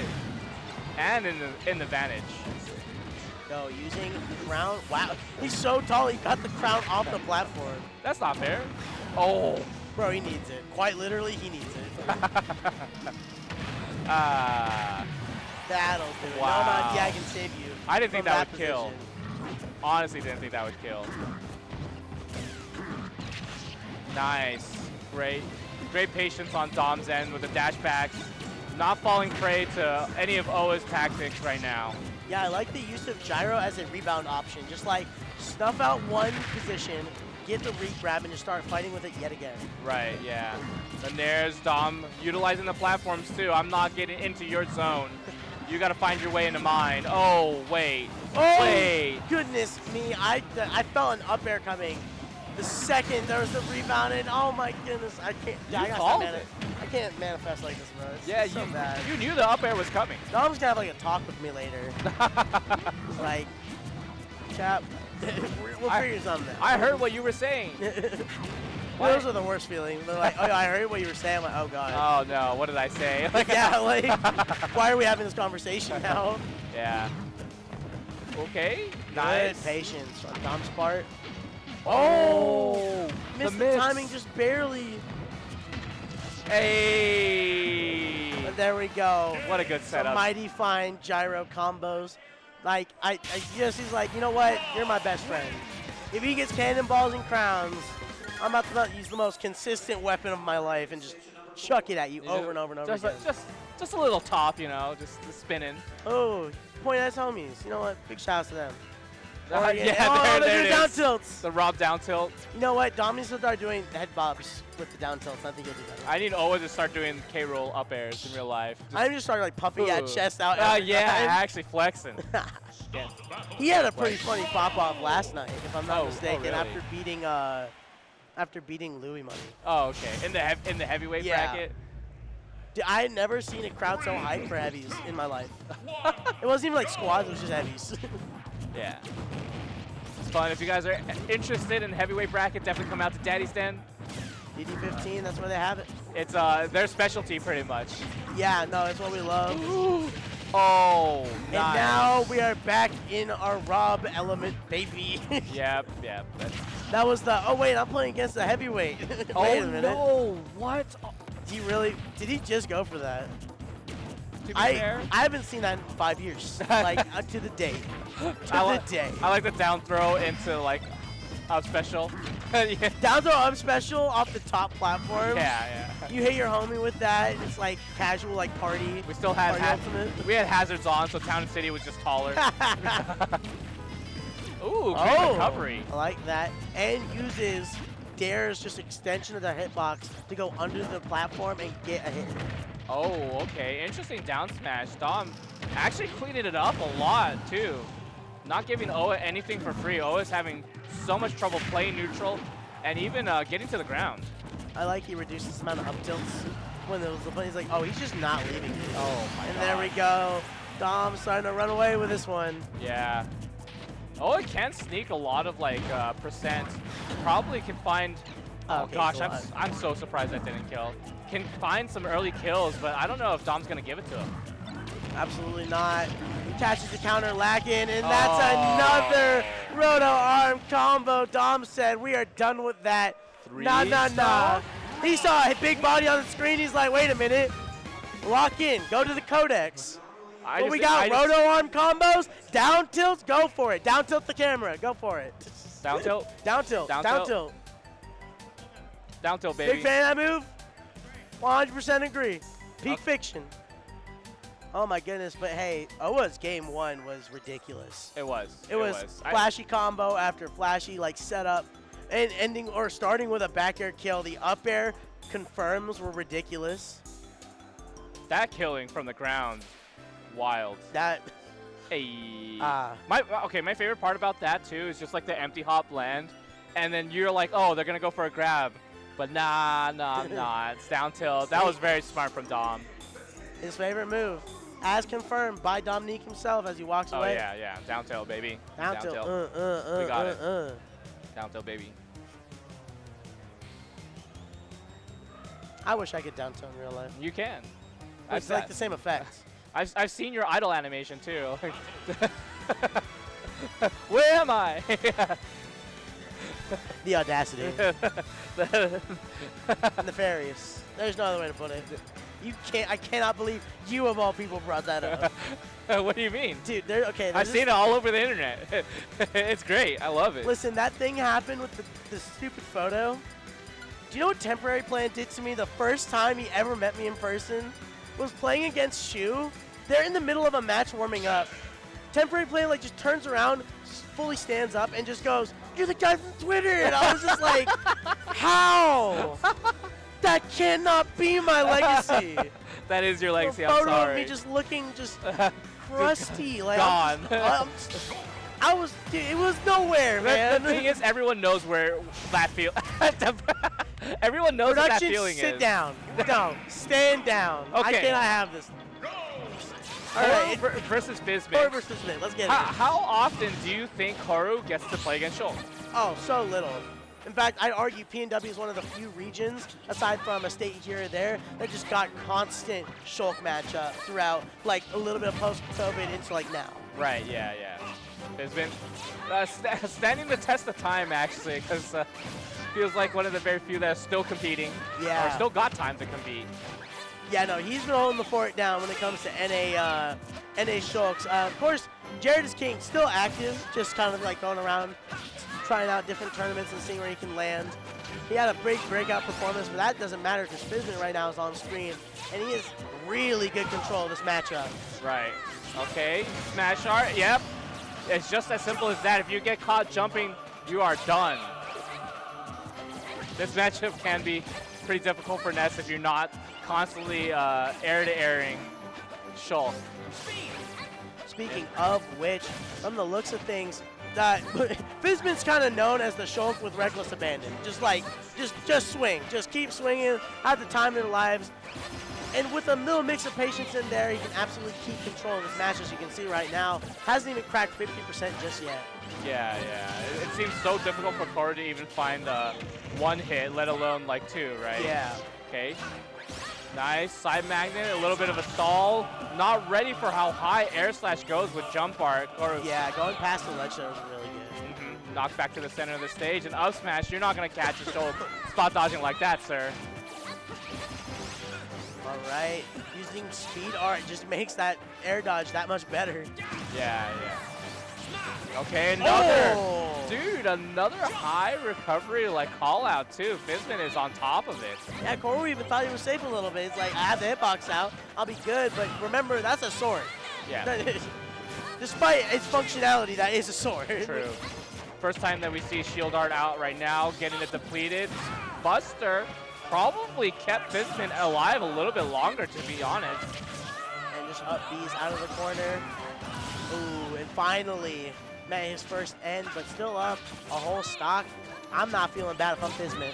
No. You got so much mileage off that. True. KORU did have a way to like find these kills. PK Fire can be very, very lethal, but I don't think Bizmix is actually just going to fall into any of them. Oh my goodness. Wow. Like close quarters so many times Bizmix is. Oh no. Yeah. Jeez. JV3 though? Hey, he tried to get a hit. He tried. He really He did. said, I can't walk away with the JV. And Yeah, Bizmix was like, I'm "Suffer. keeping this. Hold that. Perish. You're already dead, quite literally. Well, actually, you were done. Yeah. That looked mad rough on for KORU. If this is your first experience playing against like experienced Shulk, it's like, whoa, where's my opening? Yeah, how do I do this? Because it's a different breed when you got, you know, your homie playing Shulk, right? Versus someone who is just absolutely experienced with the character. In fact, we're seeing a swap to maybe up the pace and try and meet the Shulk on even footing when it comes to that. No more floatiness, no more of that. They're just going to be ground on the ground action. Right, yeah, maybe a little bit of disjoint. Probably, I don't know, man. Ness has disjoint too, right? Like, but maybe just quicker on the ground, being able to reach like Shulk and meet him in the air. A little bit easier, because as Ness, like on the ground, you're not really getting there that quick, right? Okay, great catch. KORU actually putting in that work. A much better game than with the Ness. Yeah, no, this is faring so much better. Even cracked post 50% way faster. Yeah, nice. Getting extra damage right here. Understand, like, KORU does understand, like, what they need to do, right? Oh, down air. Shield art, just make sure you get to the ground. Barely gets rid of it.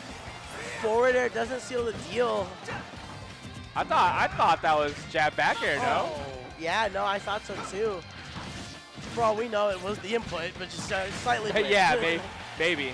That is something that you do have to practice. You can't just like pick it up and just do it.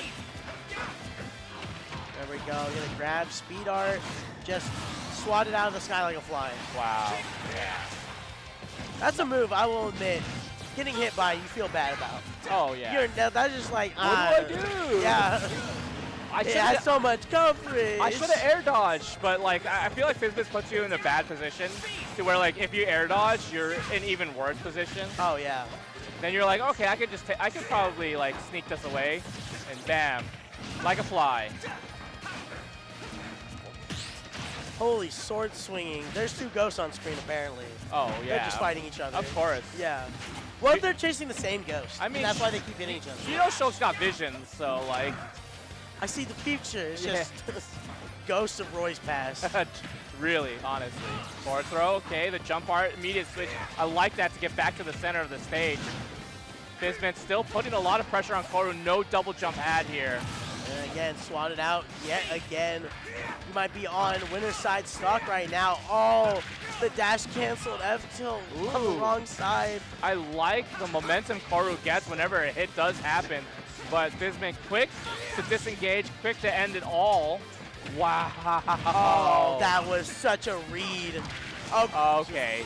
Too much dip on your chip, Fizbit. Yeah, really trying to call out a jump in. The down air, though, caught off guard, straight off the Disgusting. side. Filthy. Ridiculous. Why did he down air? Like, he knew he was going to hit him.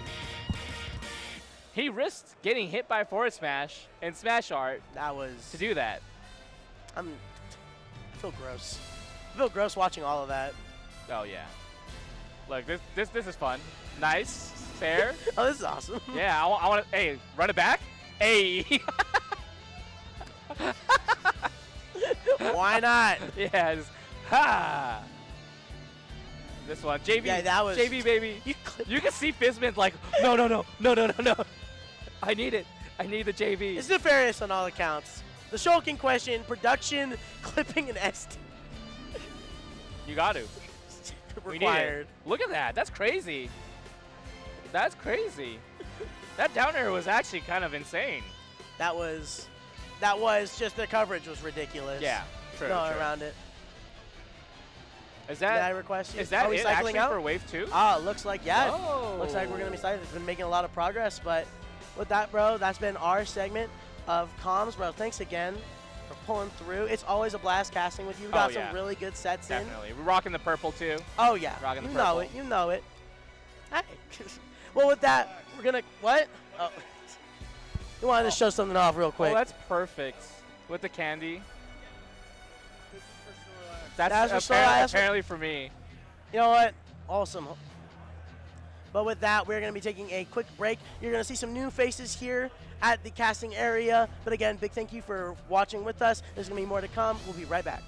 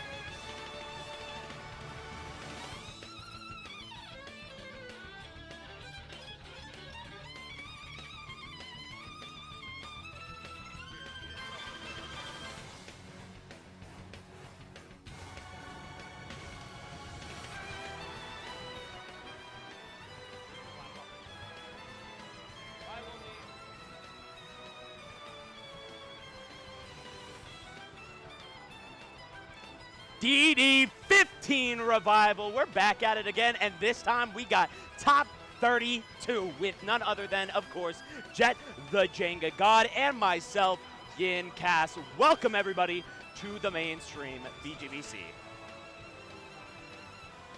And he has had a heart attack. Do we have a replacement? No. What's up, everybody? Where's Fizbit? we're actually coming in. We have one little last treat for you before we get into top 32. We're gonna have Silver fighting off against Aloha to make it into the top 32 winner's side. One of them is going to fall prey to the, the upper bracket demons, and maybe fall prey to the losers bracket sharks. But for now, we'll see which one is gonna continue on the winner's side. I will say, of course, Silver been a little bit nasty, of course, so I'm excited. I'm excited to go ahead and see what Silver has been cooking up. In the other brackets, they have been doing disgustingly well, and already off to a pretty good start, getting some nice good damage, 42-55. And, Aloha, the patented Pikachu SD for bracket. Yeah, that is a Pikachu classic, and it's just a tough situation when you find yourselves already starting off an entire stock down. You're playing the game on hard mode, and you got to be on Sonic's level if you're going to be doing that. You really do. Ooh, brutal up smash as well to go ahead and extend this. So far, this is all Silver's game, and a lot of that has come down to clean advantage state. So, and now going for that Nair, gets caught up by the back air, up air too. Man, finally Aloha starting to get a little bit of something in this driver's seat. Now that dash attack though from Silver, great option to go ahead and catch a brother lacking if they're just landing in front of you. Yeah, this is it's just a tough scenario to be in behind, and then already not able to come back onto the stage in any meaningful way, as Silver knows that Aloha was going for an unsafe option in the corner.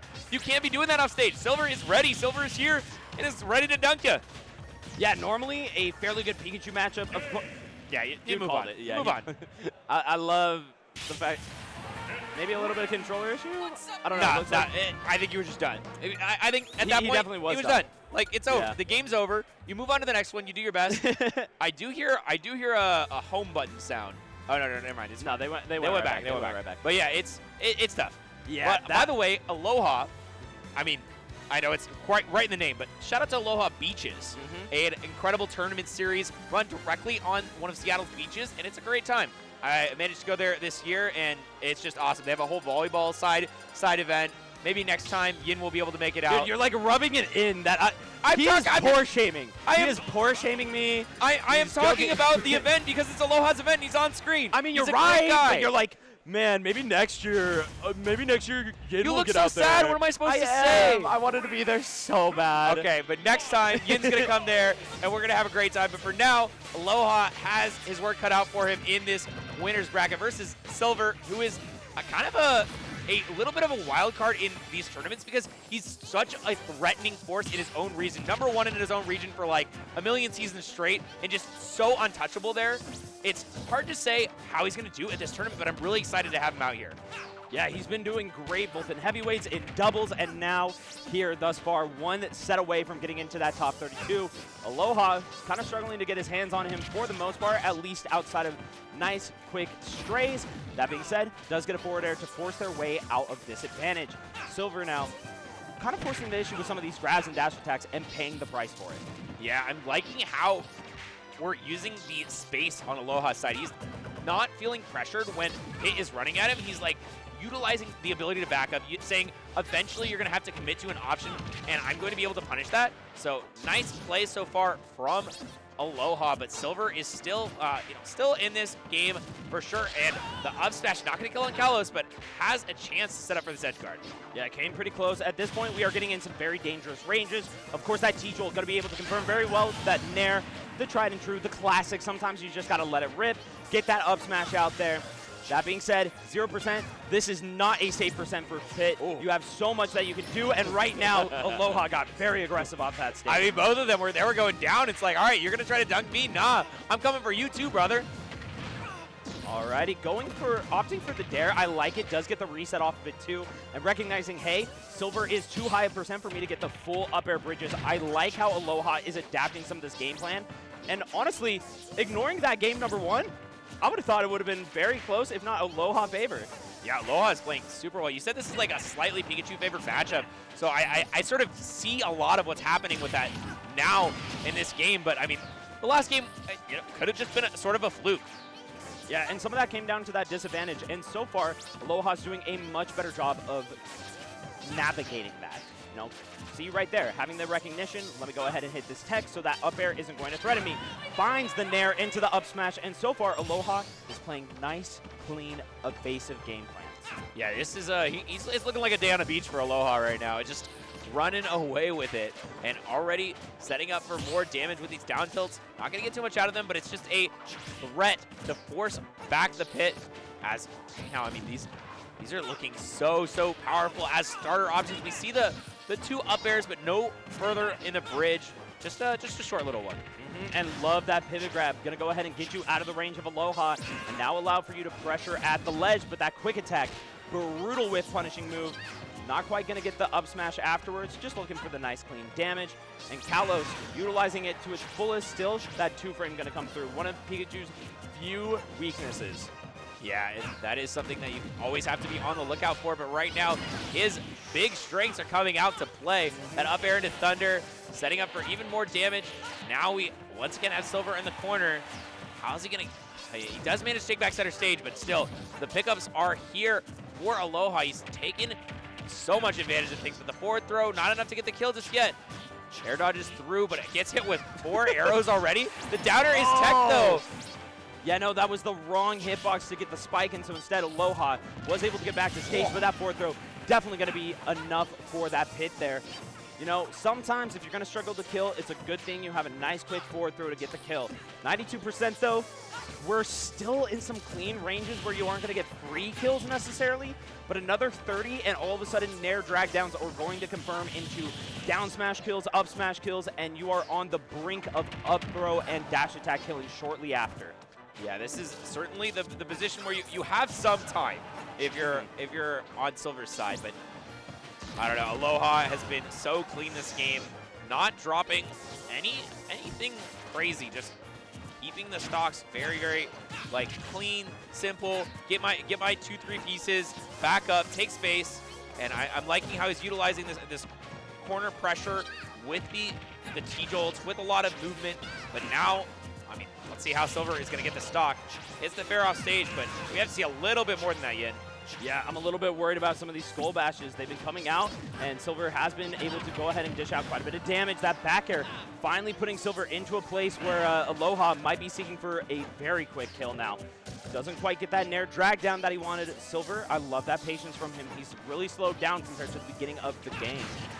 Oh, back air sends Aloha way off the side, and suddenly we're on last stock, and Aloha's going for a kind of a crazy option there. Yeah, he's getting a little bit threatened now, and not getting the right angle of that quick attack gonna make it so he can't get that true follow-up. 130%.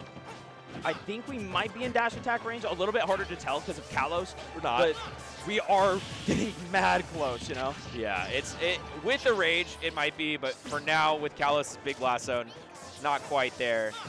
Still, though, I mean, we haven't seen, I guess he did start going for it. So maybe he knows something I don't, but I think that now we're getting very close. With the forward air off stage, though, I mean, it feels like even though Aloha had started off so well, Silver has taken very few substantial hits in the last 2 minutes. And I mean, it's very unlikely, but I do want to point your eyes to the top right corner. Oh, hey. We are only a minute away. Up throw. But apparently not up throw just yet. 153. It was definitely a coin toss. I'll keep it a bug. 153, it might not have done I don't think it kills, personally. But I am not a believer in Pikachu's kill throws. But up, down tilt, up air, it's almost enough. Dude, this is getting scary for it's Aloha. so close for Aloha. Come on, started off so far ahead. Oh, down smash, not gonna connect.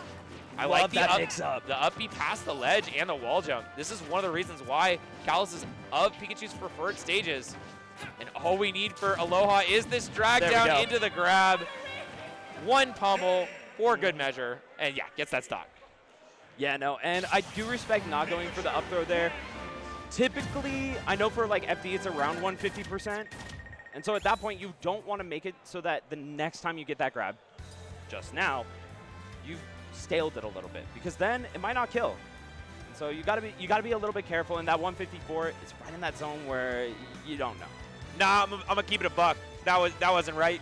I'll keep it. He should have thrown at least something. He Shouldn't have gone for a grab release. I agree with you. He should have went with the throw. I mean, sometimes you make mistakes. I don't know, maybe Silver also would have air dodged there. Maybe Aloha was thinking, hey, maybe you air dodge after the grab release.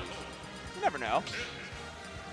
Nah, it's wrong. You're looking at me like it's just straight up like, wrong. No, it's okay. Shut up. It's okay. You can make wrong decisions. Like Stop writing for Pikachu. I'm not having anything wrong with like Aloha made a mistake and that's okay.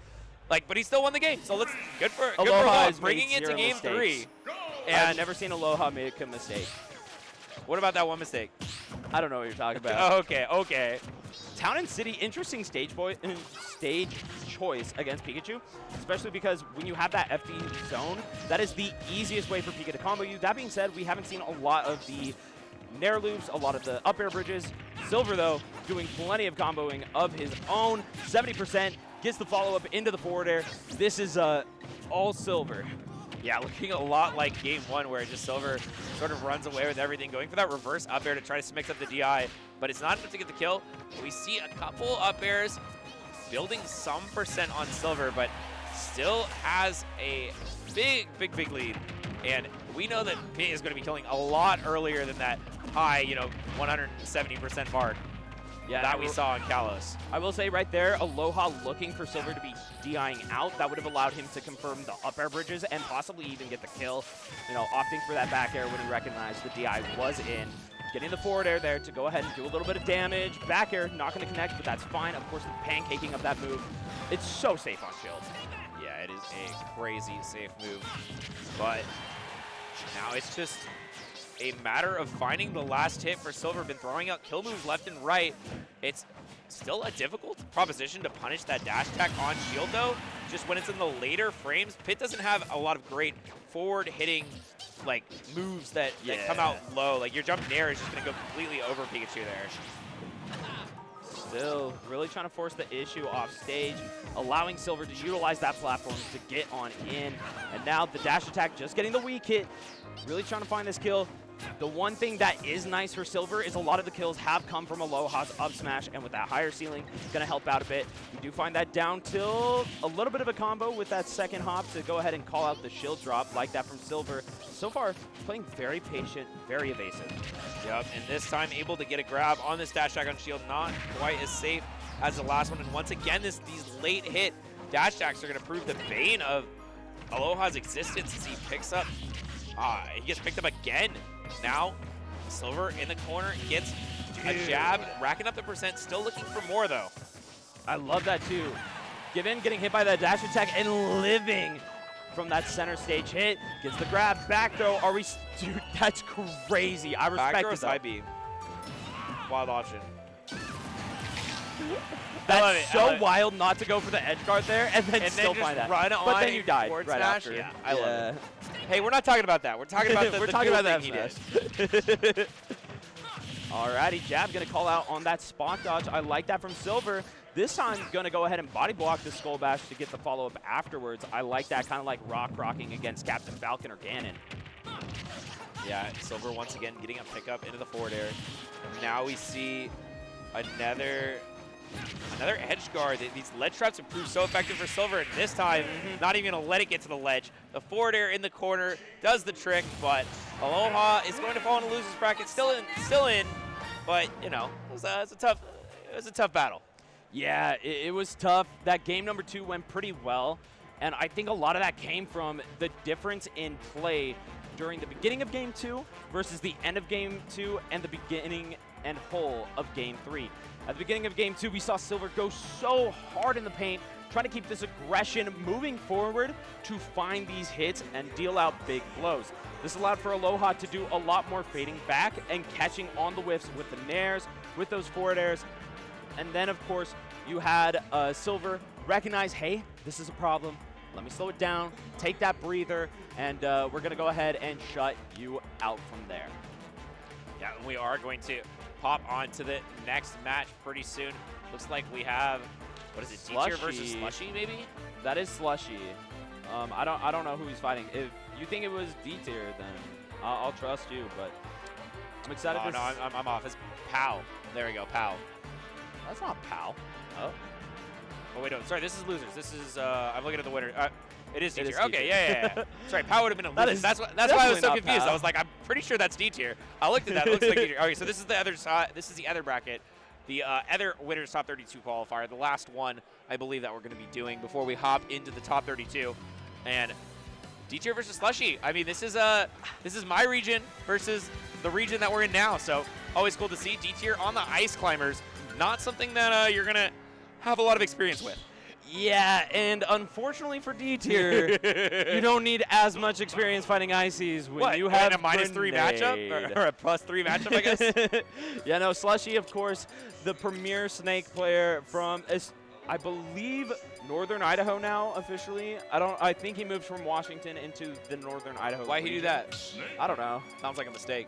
Hey, I ain't gonna say nothing on it, but in general, he is maybe the best Snake player in the PNW area. I'm like hard fought to think of another one. You might be right. You might be right on #1 Snake player in the PNW area. I think so. That's what my assessment is. But yeah, I love watching Slushy. Slushy's a great dude. I like talking to him about working out and just life stuff. He's a good guy. I can't remember what. I know there's a Snake combo or tech that's named after him, like the Slush Ride or something. The Slushy. Yeah. Yeah, I do remember there being something like that. But this is going to be an awkward matchup for sure on D-tier's side. One of the problems with your grenades is Nana will pick them up and bring them back to you as a present. Like, hey, I brought you a Christmas present. Yeah, exactly. By the way, I will be calling the climbers Popo and Nana regardless of which climber is lead and which climber is following. Amen, brother. Because it is just confusing to try to switch that up. So Popo is lead and Nana is secondary. following. You did that only because you saw that Nana is the lead and you didn't want to deal with chat. No, I did. I always do this. I just talk about do? it when Nana is the lead. Oh, I didn't know you did. Yeah. Told about that. I've commentated enough Big D to know where this is going. But anyway, right now this seems like it's been fairly even so far until that just unfortunate situation where you get knocked right into that up smash coming out of Snake. I'll keep it a bug. I was not ready for that whatsoever. And clearly D-tier was not either. Now Slushy, you know what? D-tier was ready for that though. Hey. Normally that dash attack be relatively difficult to punish on shield. I'm wondering if the two climbers make it a little bit different, so it takes somehow it's more punishable with the second set of shield lag. I think that might be the case. Not 100% positive, but that's what it looked like to me there. There's not enough Ices for us to watch to know, sadly. Yeah, I should know more. But D-tier is adjacent to my region. Technically comes to some of the tournaments in my region, but it's more, a little bit northern. Dude, D-tier slowing it down quite a bit. Does get the catch with that Squall Hammer, but right now just kind of letting Slushy play his game. And this is cause for Slushy to take a bit of his own damage with some of those grenades, but still very even. The back air, though, going to go ahead and catch a little bit of that. Ooh. And then Nikita almost getting the kill. Oh, Lucky sending to that side and is able to manage to find their way back onto the stage. D-tier, though, unfortunately does fall to that up tilt. Slushy been playing super well, evading these big ice climber setups and just utilizing his traps to make sure it's difficult to get anything more than a stray hit. Love the down tilt usage. Really safe move overall in neutral. Still not quite allowing him to get the neutral advantage that he wanted. And now D-tier trying to force the issue, but backing off, saying, hey, no, I ain't playing no games with these grenades. So that's a big scary thing against Snake. If you are down a stock, dude's going to take all these grenade trades, call it a day, set you up for a kill on the next one. Yeah, but still, I mean, that is exactly the game plan from Slushy right now. Stall it out, get some grenade play, and make sure that these ice climber hammers are nowhere near you. And dropping this grenade once again, just it is a difficult proposition to find your way in on this man who killed the world. Dude, if you thought it was just Sonic, nah, it's Snake, baby. You know the vibes. I mean, he is up a stock. He is up a stock. Love that C4 catching the jump too. And good evasion on that Squall Hammer.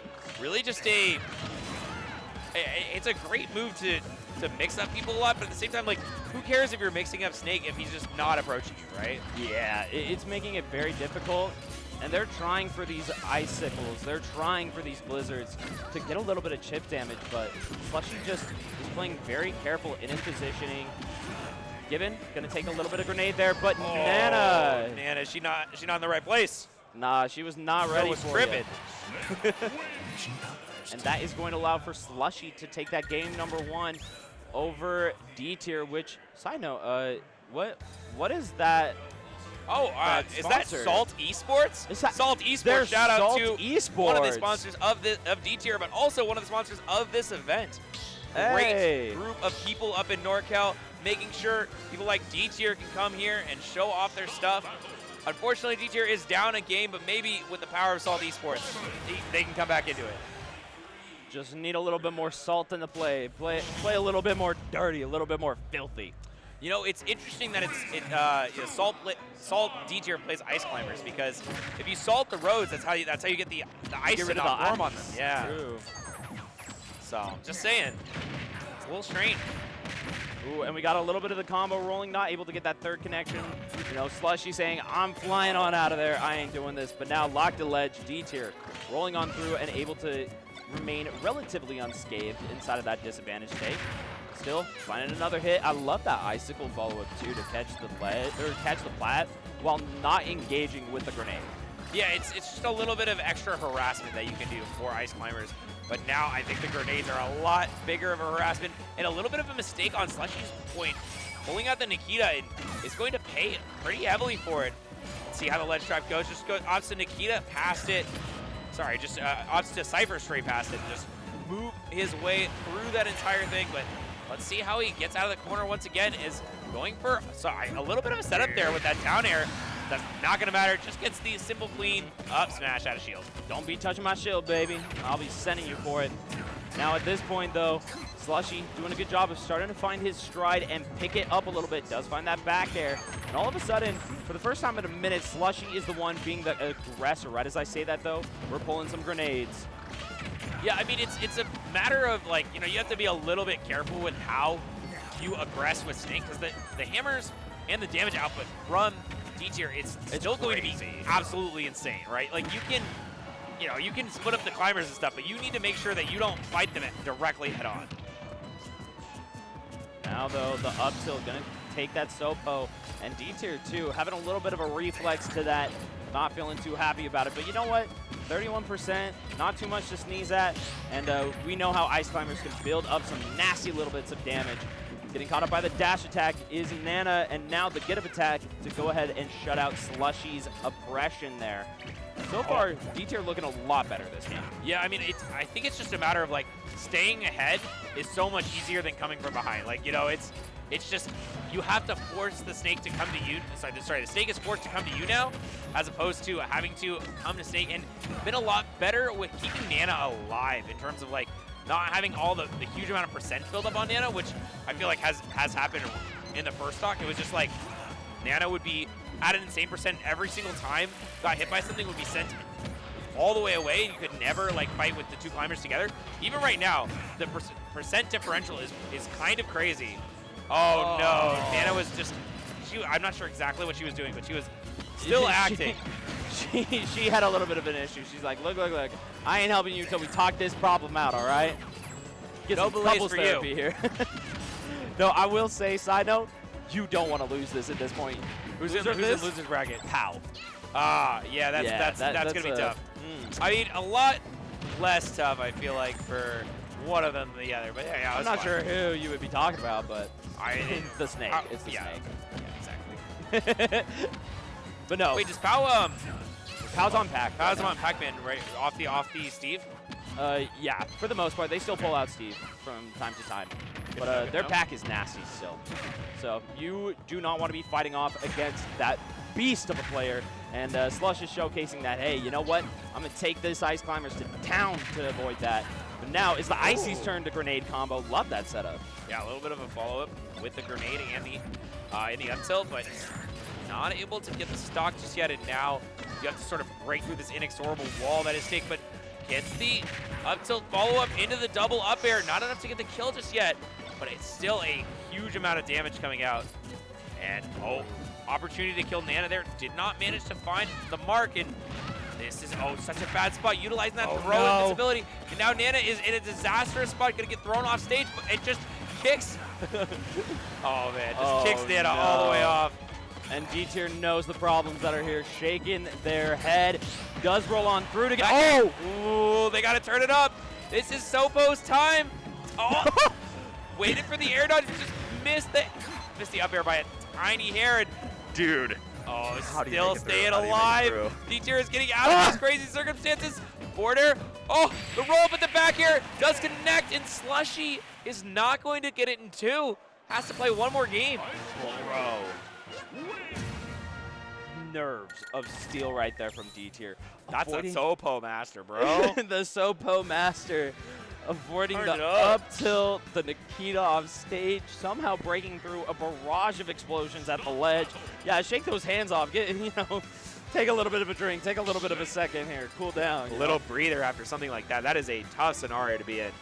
Yeah, I do not envy being in that position. Yeah. Neither does Envy. Hey, look, where's Envy? Where is Envy? Yeah, I thought he was questioning right now. Interesting. Oh, over there. They'll figure it out later. Whatever. That's their problem. Not my problem. I was just gonna make a joke about Envy, who was right over here, but it's not actually right over here. He's been juking you today. PS2 coming out from Slushy wanted to go ahead and extend that main stage to avoid as much as possible scrapping with the ice climbers. That is the big problem. You don't want to get close to him, and that up tilt though, you know what? You don't need to get close for that disjoint. Yeah. Sort of a leg. Oh, but now we're on the Sopo. It is a tough proposition to be fighting against. I mean, we saw last time the Sopo can clutch it out, but it does not mean it doesn't require tremendous effort. This is still a horrible, horrible matchup, and it's always a crazy situation when Sopo's even able to manage to take anything. Nikita, though, putting on a lot of pressure inside of that center stage. Slushy doing a really good job of just making sure that Dtier can't feel comfortable there and does find the up tilt. Still, 102% on Slushy is a little bit scary because at this point, Dtier gets one good hit and you get the kill. That C4, though, gonna do some nice damage. We got the up air, still living. Snake, you know what? Might have gotten a little bit of a nerve sense brawl, but he is still a big boy. Yeah, I mean, he's still thick. He's still thick. He's not quite as dummy thick, but he's still thick. Yeah, he'd still be living to 164 from that, you know. Alrighty, grenades being tossed out into play, just pressuring that shield. And Dtier really trying to pick and choose the moment, but Slushy saying, nah, I'm gonna run all the way over to this side of the stage and back. We're running a marathon right now. Yeah, this is one of the scary spots to be in against Snake. You have to find the stock, and you have to find it soon. Is able to get it done. Got the grab. Instead of going for a follow-up, going to go ahead and run away from that and just call it a day. Grenades back in play. 56% here. Dtier really fighting for dear life to get any sort of damage, and now we are seeing a little bit. The wombo combo, the grenade not popping when they needed it most. Oh, that would have been such a crazy way to get the kill. But still, I mean, you'll take 50% off of that, but unfortunately, once again, this up smash is just proving to be so annoying as it comes back down and disrupts all of the combos coming out of Dtier. And now once again, we have the Super Saiyan % for Slushy. He is going to do so much. He's going to do so much work with his stock. If he isn't just shut down immediately, this Snake is a terror. Icicles coming in, pressuring nice and well on Slushy right now as he once again goes ahead and turtles up into that corner. I love the usage of the grenade, sometimes positioning it away from him on the ground so it then intercepts those icicles as well, stopping them from being a threat to just be a little bit of a nuisance to this Snake in his little hidey hole here. Now, popping a couple of things. I think that C4 is on that plat if I'm not mistaken. Yeah, that is not something you want to be dealing with as Ice Climbers. I mean, it's just such a dangerous thing to walk on it. Whoa, just no fear, walks directly under the C4. Just crazy option, and great tech though from Slushy. Is able to make it back to the stage. Yes, nice positioning there and managing to get out of that dangerous situation. And now using that double hit of the forwarder to pressure the shield on the plat. Oh, the Nikita taking out Nana, and that means we are going to be Sopo, not only to try to finish off this stock, but finish off the game and set. Dtier, what do you got inside of you? Do you got that beast in you? Ah, man, I don't know. This is such a difficult proposition to be like, oh yeah, Sopo down an entire stock at 118% has to make the biggest comeback. And I mean, Slushy's just like, I don't need to deal with this. I'm not trying to fight you. All I need to do is sit here. We got 3 minutes on the clock. I've got all the time in the world. Dash attack too. I know, you ain't wrong. He has all the time. It is on Dtier to find it, and they just can't do it. And so is that explosion. Slushy breaking on through and getting a nice, good, solid W to secure top 32. Yeah, top 32 winner's side for Slushy, who is, you know, one of my favorite players in Eastern Washington. If not my second, I gotta shout out to my ginger homie Bisman. But other than that, one of my favorite players for sure in the EWA scene. And yeah, just an incredible person. But also, you know, showing off how good that stake is. And I mean, it's like a +3 matchup. We don't gotta give him too much props. Yeah, I mean, you know, it might be a little bit of a good matchup. So either way, you know what? Dtier gonna have to fight their way through against none other than Pal, the man, the myth, the legend. In the meantime, we are going into top 32 with JoJoDaHoBo, the Kirby aficionado, with JoJoDaHoBo, one of the best Toon Links in the world. It's funny, I used to get these guys' names mixed up. Like, Yeah. when I first started casting at VNW like a few years ago, I was just like, JoJoDaHoBo is going to